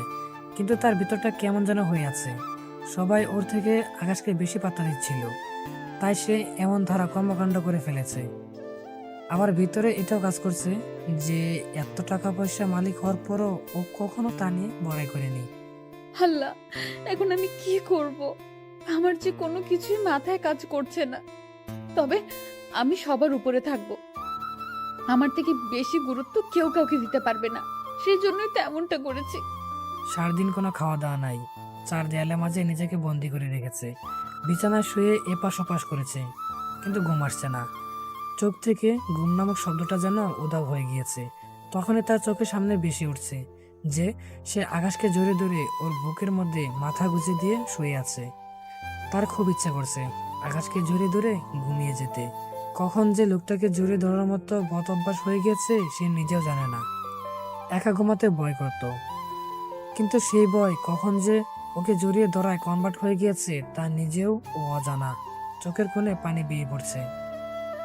নিজেকে নিজেই প্রশ্ন করলাম, আচ্ছা লোকটা কি আমি চাই? ওকে ছাড়া যে কোনো কিছুতেই শান্তি পাচ্ছি না, তার মানে ওকে চাই আমার। হ্যাঁ, আমি কাল সকালেই ওর কাছে ফিরে যাব, কিন্তু সে কি আমায় মেনে নেবে? আবার কি সে আগের মতন করে ভালোবাসবে? কলিজাটা ছিঁড়ে যাচ্ছে একদম মানুষটার জন্য। যত যাই হোক, এবার আর মানুষটাকে কোনো কষ্ট দেব না, মানুষটাকে নিজের করে আগলে রাখবো। মানুষটার বুকের মধ্যে যে আমার শেষ ঠিকানা, মরে গেলেও মানুষটার বুকের মধ্যে মাথা রেখে মরতে চাই। এসব ভাবতে ভাবতে কখন যে ভোর হয়ে গেছে সে নিজেও জানে না। তারপর সে অজু করে সোজা জায়নামাজ নিয়ে রবের হাজিরা দিতে বসে যায়। নামাজ শেষ করে খোদার কাছে একটাই আবদার করে, আল্লাহ, আকাশকে তুমি আমার কাছে ফিরিয়ে দাও। লোকটাকে যে নিজের অজান্তে ভালোবেসে ফেলেছি। তারপর রেডি হয় নেয়। একটা কাগজে ছোট করে 2 শব্দের একটা ওয়ার্ড লিখে ডাইনিং টেবিলের উপরে রেখে সে ঘর থেকে বের হয়ে পড়ে। সামিয়াকে ফোন দিয়ে সাথে নিয়ে নেয়। সকালবেলায় প্রীতির আম্মু নাস্তা বানিয়ে ডাইনিং টেবিলের উপর সাজিয়ে রাখবে, এমন সময় একটা সাদা কাগজ চোখে পড়ে। তখন তিনি সেটা হাতে নিয়ে তুলে দেখে, মা, আমি আকাশের কাছে যাচ্ছি, জানি না সে আমায় মেনে নেবে কিনা। যদি মেনে নেয় তাহলে ওর সাথেই ঘরে ফিরবো, আর যদি না মেনে নেয় তাহলে এই মুখ আর কাউকে কখনো দেখাবো না, দূরে কোথাও চলে যাব। এমন কিছু দেখতে পেয়ে প্রীতির আম্মু দৌড়ে গিয়ে প্রীতির আব্বুকে কাগজটা দেখায়। প্রীতির আব্বু কি বলবে ভেবে পাচ্ছে না। মেয়ে যা করেছে, তারপর ভালো খারাপ আর কিছুই মাথায় আসছে না। এই প্রীতির বাবা, কি হয়েছে? আকাশ তো আমাদের সম্পত্তি হাতিয়ে নেওয়ার চেষ্টা করছিল, কিন্তু প্রীতির জন্য পারেনি। তাহলে এমন খারাপ ছেলের জন্য প্রীতির এমন দ্বারা উদ্যোগ নিল কি করে? সমস্ত কিছুর পিছনে যে প্রীতির হাত, সেটা ওর আম্মু জানে না। আকাশকে খারাপ বলো না, ওর নামে বাজে কথা বললেও পাপ হবে। এসব কিছুর পিছনে তোমার মেয়ের হাত ছিল, আকাশে কোনো দোষ নেই। মানে কি বলছো এসব? হ্যাঁ, ঠিকই বলেছি। প্রীতির সম্পর্কে এমন কিছু শুনতে পাবে তিনি কল্পনা করতে পারেননি। কিন্তু এখন মেয়ে যে ওর কাছে চলে গিয়েছে, সে যদি মেনে না নেয় তাহলে তো মেয়েটা উল্টাপাল্টা কিছু করে বসবে। জানি না আমি কিছু তোমার মেয়ের ব্যাপারে, তবে এতটুকু জানি তোমার মেয়ের শিক্ষা হওয়া উচিত। অন্যদিকে আকাশের রাতে ঘুম হয়নি। সে মেয়েটাকে নিজের জীবনে থেকেও বেশি ভালোবেসে ফেলেছে, কিন্তু মেয়েটা তার ভালোবাসা মূল্য এভাবে দিবে সেটা ভাবতেই তার কলিজা ফেটে যাচ্ছে। না, আর ভালোবাসবো না আমি তোমাকে প্রীতি। যতটা ভালোবাসতাম এখন তার থেকে কয়েক গুণ বেশি ঘৃণা করব। আকাশের পরিবারের সবাই মিলে একত্রে নাস্তা করতে বসে সকালবেলা। এমন সময় কে একজন বাসায় কলিং বেল বাজায়। সাপা, একটু দেখ তো কে এসেছে। আচ্ছা আম্মু, দেখছি। সে দরজা খুলে দেখতে পায় একটা মেয়ে দাঁড়িয়ে আছে। এই যে, কে আপনি? প্লিজ আকাশকে একটু ডেকে দাও, আমি আমি ওর সাথে কথা বলবো। সাফা, কে এসেছে? আম্মু, চিনি না আমি। একটা মেয়ে এসেছে, বলছি ভাইয়াকে ডেকে দিতে। ওকে, দাঁড়াও আম্মু, আমি দেখছি কে আবার এত সকাল সকাল আমার খোঁজ করতে এসেছে। বলেই দরজার কাছে গিয়ে প্রীতিকে দেখে তো চোখ জোড়া কপালে উঠে গিয়েছে। ভাইয়া, কে এই মেয়ে? চিনি না আমি, কেই মেয়ে, ওকে চলে যেতে বল। বলে হেঁটে চলে আসতে যাব, ঠিক তখনই প্রীতি পিছন থেকে পা দুটো ঝাপটে ধরে। প্লিজ আকাশ, তুমি আমায় মাফ করে দাও। এই মেয়ে, পা ছাড়ো। না, আমি পা ছাড়বো না, তুমি আগে বলো আমায় মাফ করে দিয়েছো। এই মেয়ে, পা ছাড়তে বলেছি না। বলে ঝাটকা দিয়ে প্রীতির থেকে পা ছাড়িয়ে নিলাম। প্রচন্ড রাগ হচ্ছিল। কি সমস্যা তোর? হ্যাঁ, এখানে কেন এসেছিস? এত অপমান করার পরেও কি মন ভরেনি, নাকি আরো বাকি আছে অপমান করা? প্লিজ আমায় ভুল বোঝো না। রাগ তোর অনুতপ্ত তোর কাছে, তোর মতো মেয়ের দরকার নেই আমার। আকাশ কি রে, কি হয়েছে? কে এই মেয়ে? বলে আকাশের আম্মু ডাইনিং টেবিল ছেড়ে উঠে আসে। আম্মু হবে কেউ, প্লিজ ওকে চলে যেতে বলো, না হয় আমি কিন্তু এখন ওকে ঘাট ধাক্কা দিয়ে ঘর থেকে বের করে দিব। আরে বাবা, তুই এত রাখছিস কেন? এই মেয়ে কে তুমি? আমি আপনার ছেলের বউ। কি? হ্যাঁ, আমি আপনার ছেলের বউ। সে আমার উপরে রাগ করে আমায় ফেলে রেখে চলে এসেছে। আম্মু প্লিজ, আপনারা আমায় ফিরিয়ে দিয়েন না। আকাশ, ও যা বলছে তা কি ঠিক? হ্যাঁ আম্মু, কিন্তু ওর মতো অহংকারী মেয়ের চেহারাও আমি দেখতে চাই না। সে আমায় ডিভোর্স দিয়ে ঘর থেকে বের করে দিয়েছে। তুই বিয়ে করেছিস তা জানিও না, তার উপরে নতুন বউ বাড়িতে এসেছে আর তুই তাকে তাড়িয়ে দিচ্ছিস। আম্মু কিসের নতুন বউ? ওর মতন মেয়ে কারোর বউ হওয়ার যোগ্যতা রাখে না বলেই প্রীতিকে টেনে হেঁচড়ে নিয়ে গিয়ে ঘরের বাহিরে ফেলে রেখে এসে ভিতর থেকে দরজা আটকে দিলাম। প্রীতি মাটির উপরে বসে ছোট বাচ্চার মতো নাক টেনে টেনে কান্না করছে আর বলছে, আকাশ, আমার ভুল হয়ে গিয়েছে, প্লিজ আমায় মাফ করে দাও। আমি আর কোনো দিন এমন আচরণ করব না তোমার সাথে। কে শুনে কার কথা? যা এবার কেন্দ্রে কেটে মর।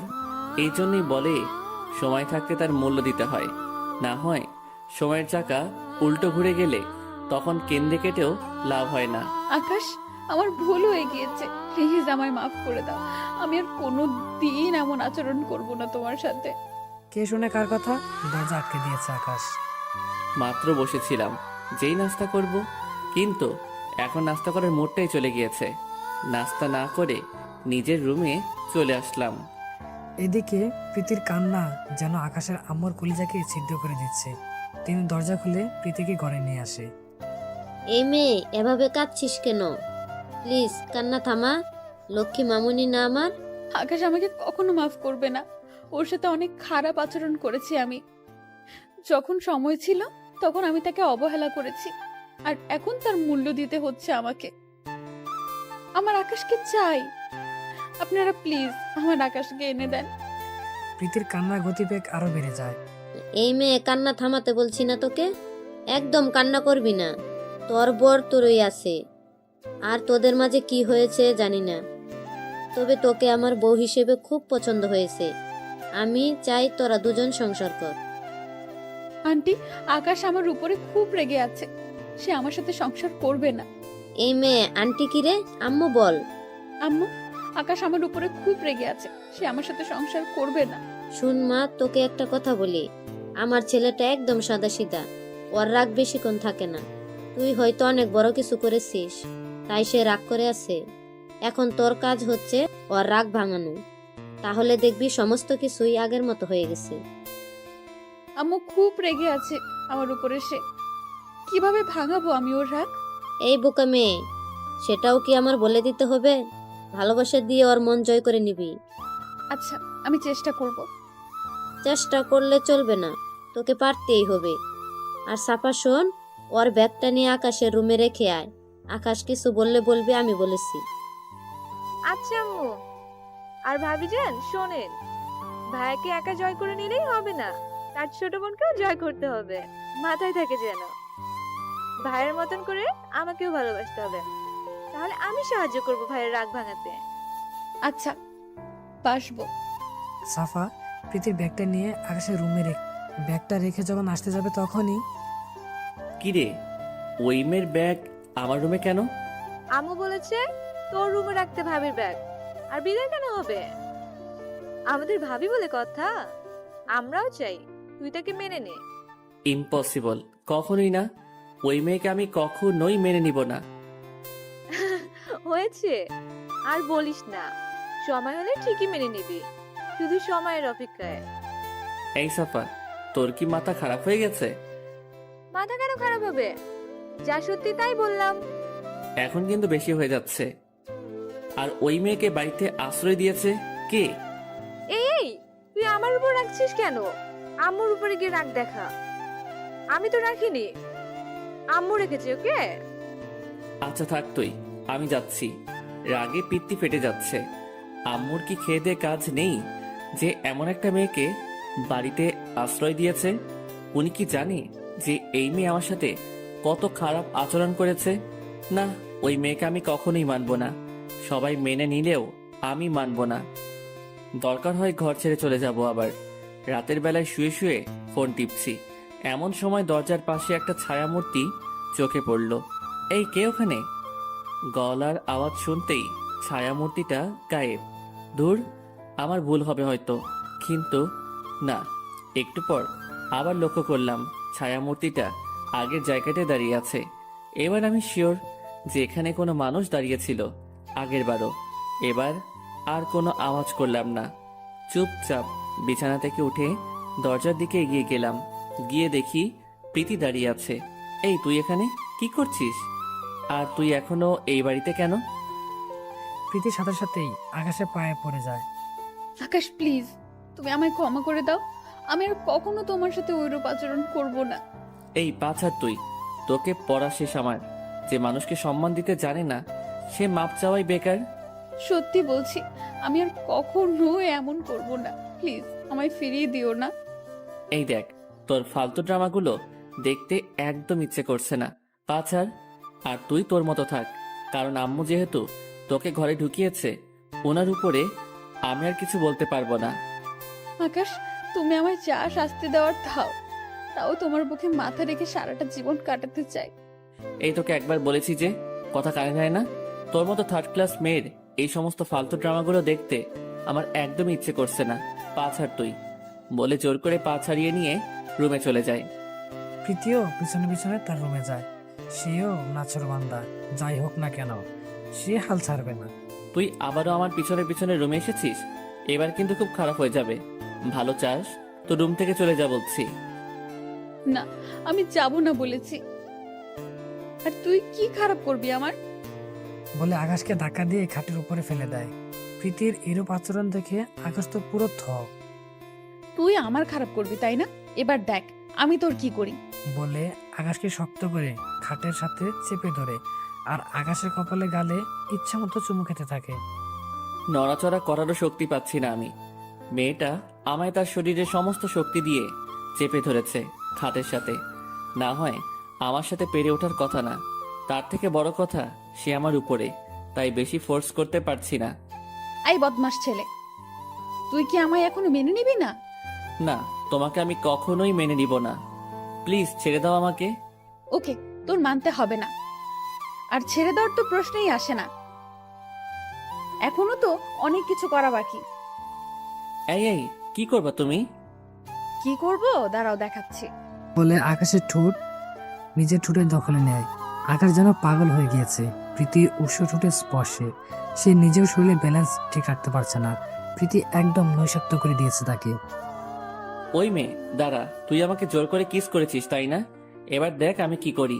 আমি একদম পুরোপুরিভাবে ডুবে যাই প্রীতির নেশায়। সকালবেলা ঘুম থেকে উঠে দেখি প্রীতি আমাকে জড়িয়ে ধরে ঘুমিয়ে আছে। কিরে, এই মেয়ে আমাকে জড়িয়ে ধরেছে কখন? তখনই মনে পড়ে গতকাল রাতের কথা। রাতে আমাদের দুজনের মাঝে সমস্ত কিছু হয়েছে। আমি মাথায় হাত দিয়ে ফেলি। আল্লাহ, এটা কি করলাম আমি? সে না আমার সাথে সমস্ত সম্পর্ক শেষ করে দিয়েছে, তারপরেও এমন ধারা কাজ কিভাবে করলাম আমি ওর সাথে? না, ওকে ডাক দেওয়া দরকার।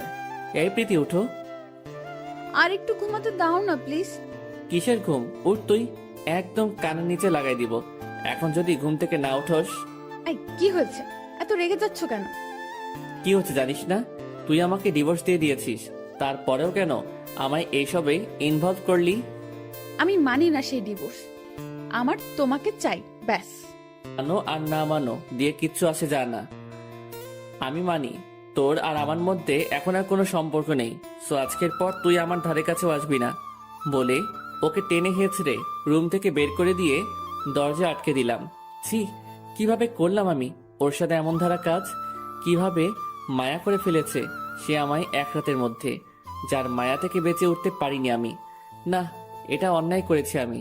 আজকের পর ওর ছায়া পর্যন্ত পারাবো না আমি। এই স্পর্শ করা তো দূরে থাক। দরজার ওপাশে দাঁড়িয়ে প্রীতি অজরে কান্না করছে। কাল রাতের পর আকাশ তার সাথে এমন তার আচরণ করবে সে ভাবতেও পারেনি। সে ভেবেছে হয়তো ওকে নিজের সস্তিত্ব দিয়ে হলেও আপন করে নেবে, কিন্তু সে ধারণা ভুল ছিল। মানুষটা কি করলে তাকে আবার আপন করে নেবে? নিজের ভুলের জন্যই যে মানুষটাকে হারাতে চলেছে। যেই মানুষটা আমার বুকে নিয়ে ঘুমাতো, সে আজ টেনে হিচড়ে ঘর থেকে বের করে দিচ্ছে।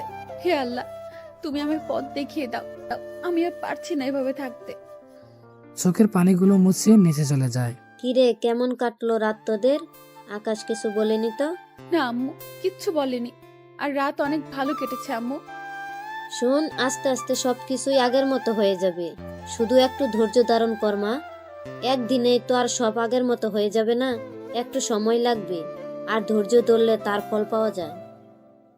হ্যাঁ আম্মু। অপরদিকে আকাশ এখনো নিজেকে নর্মাল করতে পারছে না। নিজের ভিতরে কেমন যেন একটা অপরাধবোধ কাজ করছে। তবে একটা জিনিস, প্রীতিকে কিন্তু সে এখনো ডিভোর্স দেয়নি। যদিও প্রীতি ডিভোর্স পেপারে সাইন করে দিয়েছে, কিন্তু আকাশ তা করেনি। দিন পেরিয়ে চলছে, আকাশ সেই আগের জায়গাতে আটকে আছে। সে প্রীতিকে কখনোই ক্ষমা করবে না। প্রীতিও তার প্রচেষ্টা চালাচ্ছে। সেও হেরে যাবার মতো মানুষ নয়। সে আকাশকে তার ভালোবাসা দিয়ে ভুলিয়ে দিবে পেছনের সমস্ত অতীত। কিন্তু আকাশের রাগ কোনোভাবেই ভাঙাতে পারছে না। আকাশ তো প্রীতিকে তার ধারে কাছেও ঘেঁষতে দেয় না। কিন্তু রাতের বেলায় দুজনে একই সাথেই রুমে থাকে, মাঝে বাংলাদেশ আর পাকিস্তান বর্ডারের মতো করে কোলবালিশ দিয়ে। কিন্তু কে মানে সেই বর্ডার? আকাশ ঘুমিয়ে গেলে প্রীতি কোলবালিশটা সরিয়ে তাকে জড়িয়ে ধরে। আর সকালবেলা আকাশ ঘুম থেকে ওঠার আগেই প্রীতি তাকে ছেড়ে দেয়। একদিন সকালবেলায় প্রীতির বাবা মা প্রীতিকে দেখতে আসে। প্রীতি আগের চাইতে অনেক শুকিয়ে গেছে। তারা প্রীতির চেহারা দেখেই বুঝে ফেলে যে তাদের মধ্যে কোনো কিছুই ভালো চলছে না। প্রীতি, তোকে একটা কথা বলি, আজ তোর ভুলের জন্যই তোর এমন হাল হয়েছে। চুপ করে আছি বাবার কথা শুনে। কি বলবো? যা সত্যি তাই বলেছি। কিন্তু নিজের শরীরের তো খেয়াল রাখবি নাকি? ভুল করেছিস সেটা মানলাম, কিন্তু নিজের শরীরের এমন হাল করেছিস কেন? জানিস, তোর উপর আমার অনেক রাগ ছিল, কিন্তু এখন তোকে দেখার পর সমস্ত রাগ পানি হয়ে গেছে। মারে চল তুই আমাদের সাথে, তোকে আর এখানে থাকতে হবে না। আর জামাইকে আমি বুঝিয়ে বলবো, সে যেন তোকে আবার মেনে নেয়। বাবা, তার আর কোনো প্রয়োজন নেই। আকাশ কখনো আর আগের মতো করে আমায় ভালোবাসবে না। তুমি যতই মিনতি করো না কেন, কাজ হবে না। কারণ একবার মানুষের মন থেকে উঠে গেলে পরবর্তীতে তাকে জায়গা দেওয়া অনেক কঠিন হয়ে যায়। আমার ক্ষেত্রেও তাই হয়েছে। আর আমি মরি বা বাঁচি, কিন্তু এবারেই আমি ছাড়বো না। যতদিন হায়াত আছে এ বাড়িতেই থাকবো, আর আকাশকে মানানোর চেষ্টা করব। মারে বিশ্বাস কর, তোর চোখে সত্যিকারের ভালোবাসা দেখতে পাচ্ছি আমি। সেদিন হয়তো রাগের বসে তোকে অনেকগুলো কথা শোনাইছি, কিন্তু আজ মন থেকে দোয়া করব আকাশ যাতে তোকে আবার মেনে নেয় আর আগের মতো করে ভালোবাসে। হ্যাঁ, এটাই করো। সারাদিন থেকে বিকেল বেলায় ওনারা নিজেদের বাসা ফিরে যান। ওনারা থাকাকালীন সময়ে আকাশ তাদেরকে বাবা মার মতোই সম্মান করেছে। বিগত কিছুদিন ধরে প্রীতি লক্ষ্য করছে তার সাথে কেমন যেন অদ্ভুত ধরনের কিছু একটা ঘটেছে। সে অনুভব করে সে মা হতে চলেছে। তার খুব ইচ্ছে করছে আকাশকে বলতে, আকাশ, আমাদের সন্তান পৃথিবীতে আসতে চলেছে, এবার তো তুমি আমায় মেনে নাও। কিন্তু না, সে ভালো করে জানে যে আকাশ তাকে মেনে নেবে না, যতই বলুক না কেন। তাই সে বিষয়টা নিজের ভিতরে লুকিয়ে রাখে। প্রীতি দিন দিন কেমন যেন দুর্বল হয়ে পড়ছে। এখন আর আগের মতো আকাশকে বিরক্ত করে না, কেমন যেন চুপচাপ হয়ে গিয়েছে। আগে তো আকাশকে হাজার রকম ভাবে মানানোর চেষ্টা করত, সবসময় ওর কেয়ার করত, কোনো দিকে যেন কমতি না থাকে। কিন্তু এখন আর সেরকম কিছুই করে না। আর করবেই বা কি করে? সে নিজের কেয়ারই ঠিক মতন করতে পারছে না। ইদানিং প্রীতি যেন কেমন নীরব হয়ে গিয়েছে। আচ্ছা, মেয়েটার কিছু হলো না তো?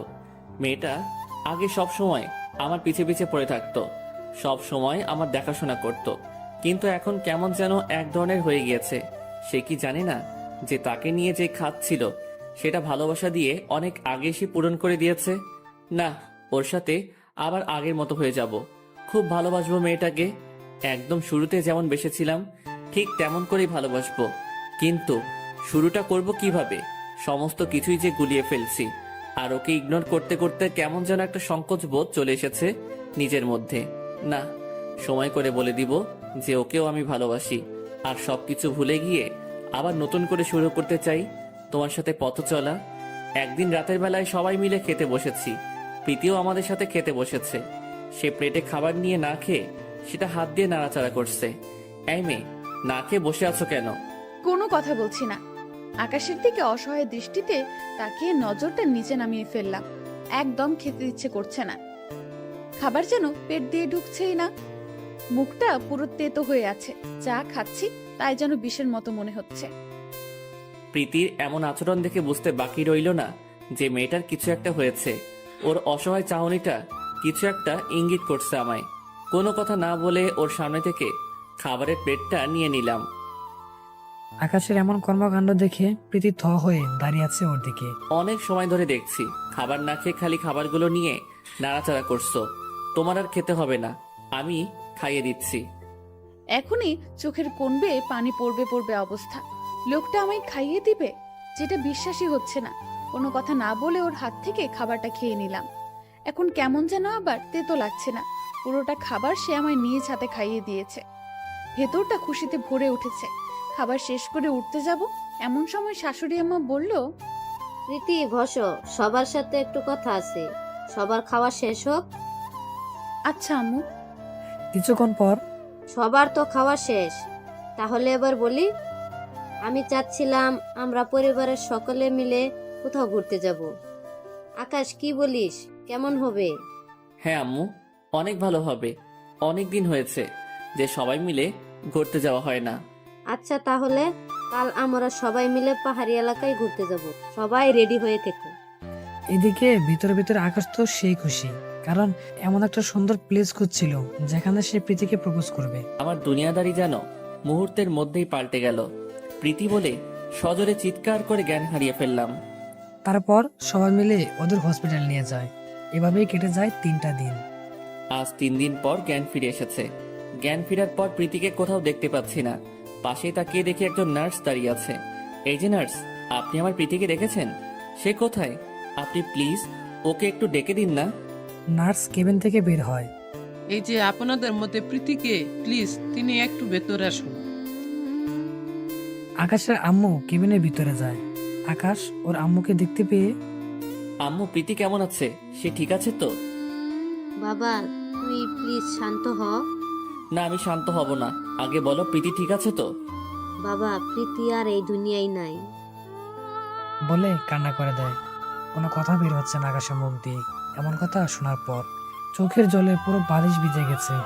আকাশকে রিলিজ করে বাড়িতে আনা হয়। তার দুনিয়াদারি কেমন যেন থমকে গেছে। প্রীতি এই দুনিয়ায় নাই, সেটা এখনো তার বিশ্বাস হচ্ছে না। কিভাবে পারলি তুই আমায় একে করে চলে যেতে? এখন আমার কি হবে? তুই কি একটাবারও ভাবলি না তুই ছাড়া যে আমি অসম্পূর্ণ? এখন আমার দেখাশোনা কে করবে? প্লিজ তুই ফিরে আয়, না হয় তুই যেখানে আছিস সেটাই আমাকেও নিয়ে চল। বলে কান্না করতে থাকে। প্রীতি মারা গেছে আজ 1 মাস পূর্ণ হয়েছে। এই 1 মাসে আকাশ সূর্যের আলো পর্যন্ত দেখেনি। সারাটা দিন নিজেকে রুমের মধ্যে বন্দি করে রেখেছে। তার একটাই কথা, প্রীতিকে ছাড়া সে অসম্পূর্ণ। প্রীতি যা যা ব্যবহার করত সেখানে সেখানে প্রীতি হাতের ছোঁয়া লেগেছে। সেগুলো বুকের সাথে জড়িয়ে ধরে সারা দিন কান্না করে। আলমারিতে প্রীতির পছন্দের একটা জামদানির শাড়ি ছিল। আকাশ আলমারি খুলে সেটা নামায়, তারপর সেটাকে শক্ত করে জড়িয়ে ধরে। এটা তোর সবচাইতে পছন্দের একটা শাড়ি ছিল। এখন এই শাড়িগুলো কে পরবে? কে শাড়িগুলো পরে আমার সামনে বারবার ঘুরঘুর করবে, শুধু এই আশায় যে আমি তাকে কাছে টেনে নিব। আকাশ অজরে কান্না করছে শাড়িটাকে জড়িয়ে ধরে। ঠিক তখনই শাড়ি বাস থেকে কিছু একটা নিচে পড়ে। আকাশ সেটাকে হাতে নিয়ে দেখে একটা ফাইল, যেটাতে মেট্রোপলিটন হসপিটালের নাম লেখা। ফাইল খুলে দেখে তার ভিতরে লেখা ছিল কিভাবে শরীরের যত্ন নেবে, কিভাবে বেবির যত্ন নেবে। তার মানে প্রীতি মা হতে যাচ্ছিল, আর সে লুকিয়ে ডক্টর দেখিয়েছে। না হয়তো আমি জানতাম। এটা দেখার পর ইচ্ছে করছে গলা ফাটিয়ে চিৎকার করে কান্না করি। কলিজারে, তুই কেন আমায় বাঁচাতে গেলি? তোর জায়গায় আমি মরে যেতাম। তাও তো তুই আর আমার বেবিটা ভালো থাকতি। তোর মৃত্যুর জন্য যে আমি দায়ী, আমি যে নিজেকে কোনো দিনই ক্ষমা করতে পারবো না। বাকিটা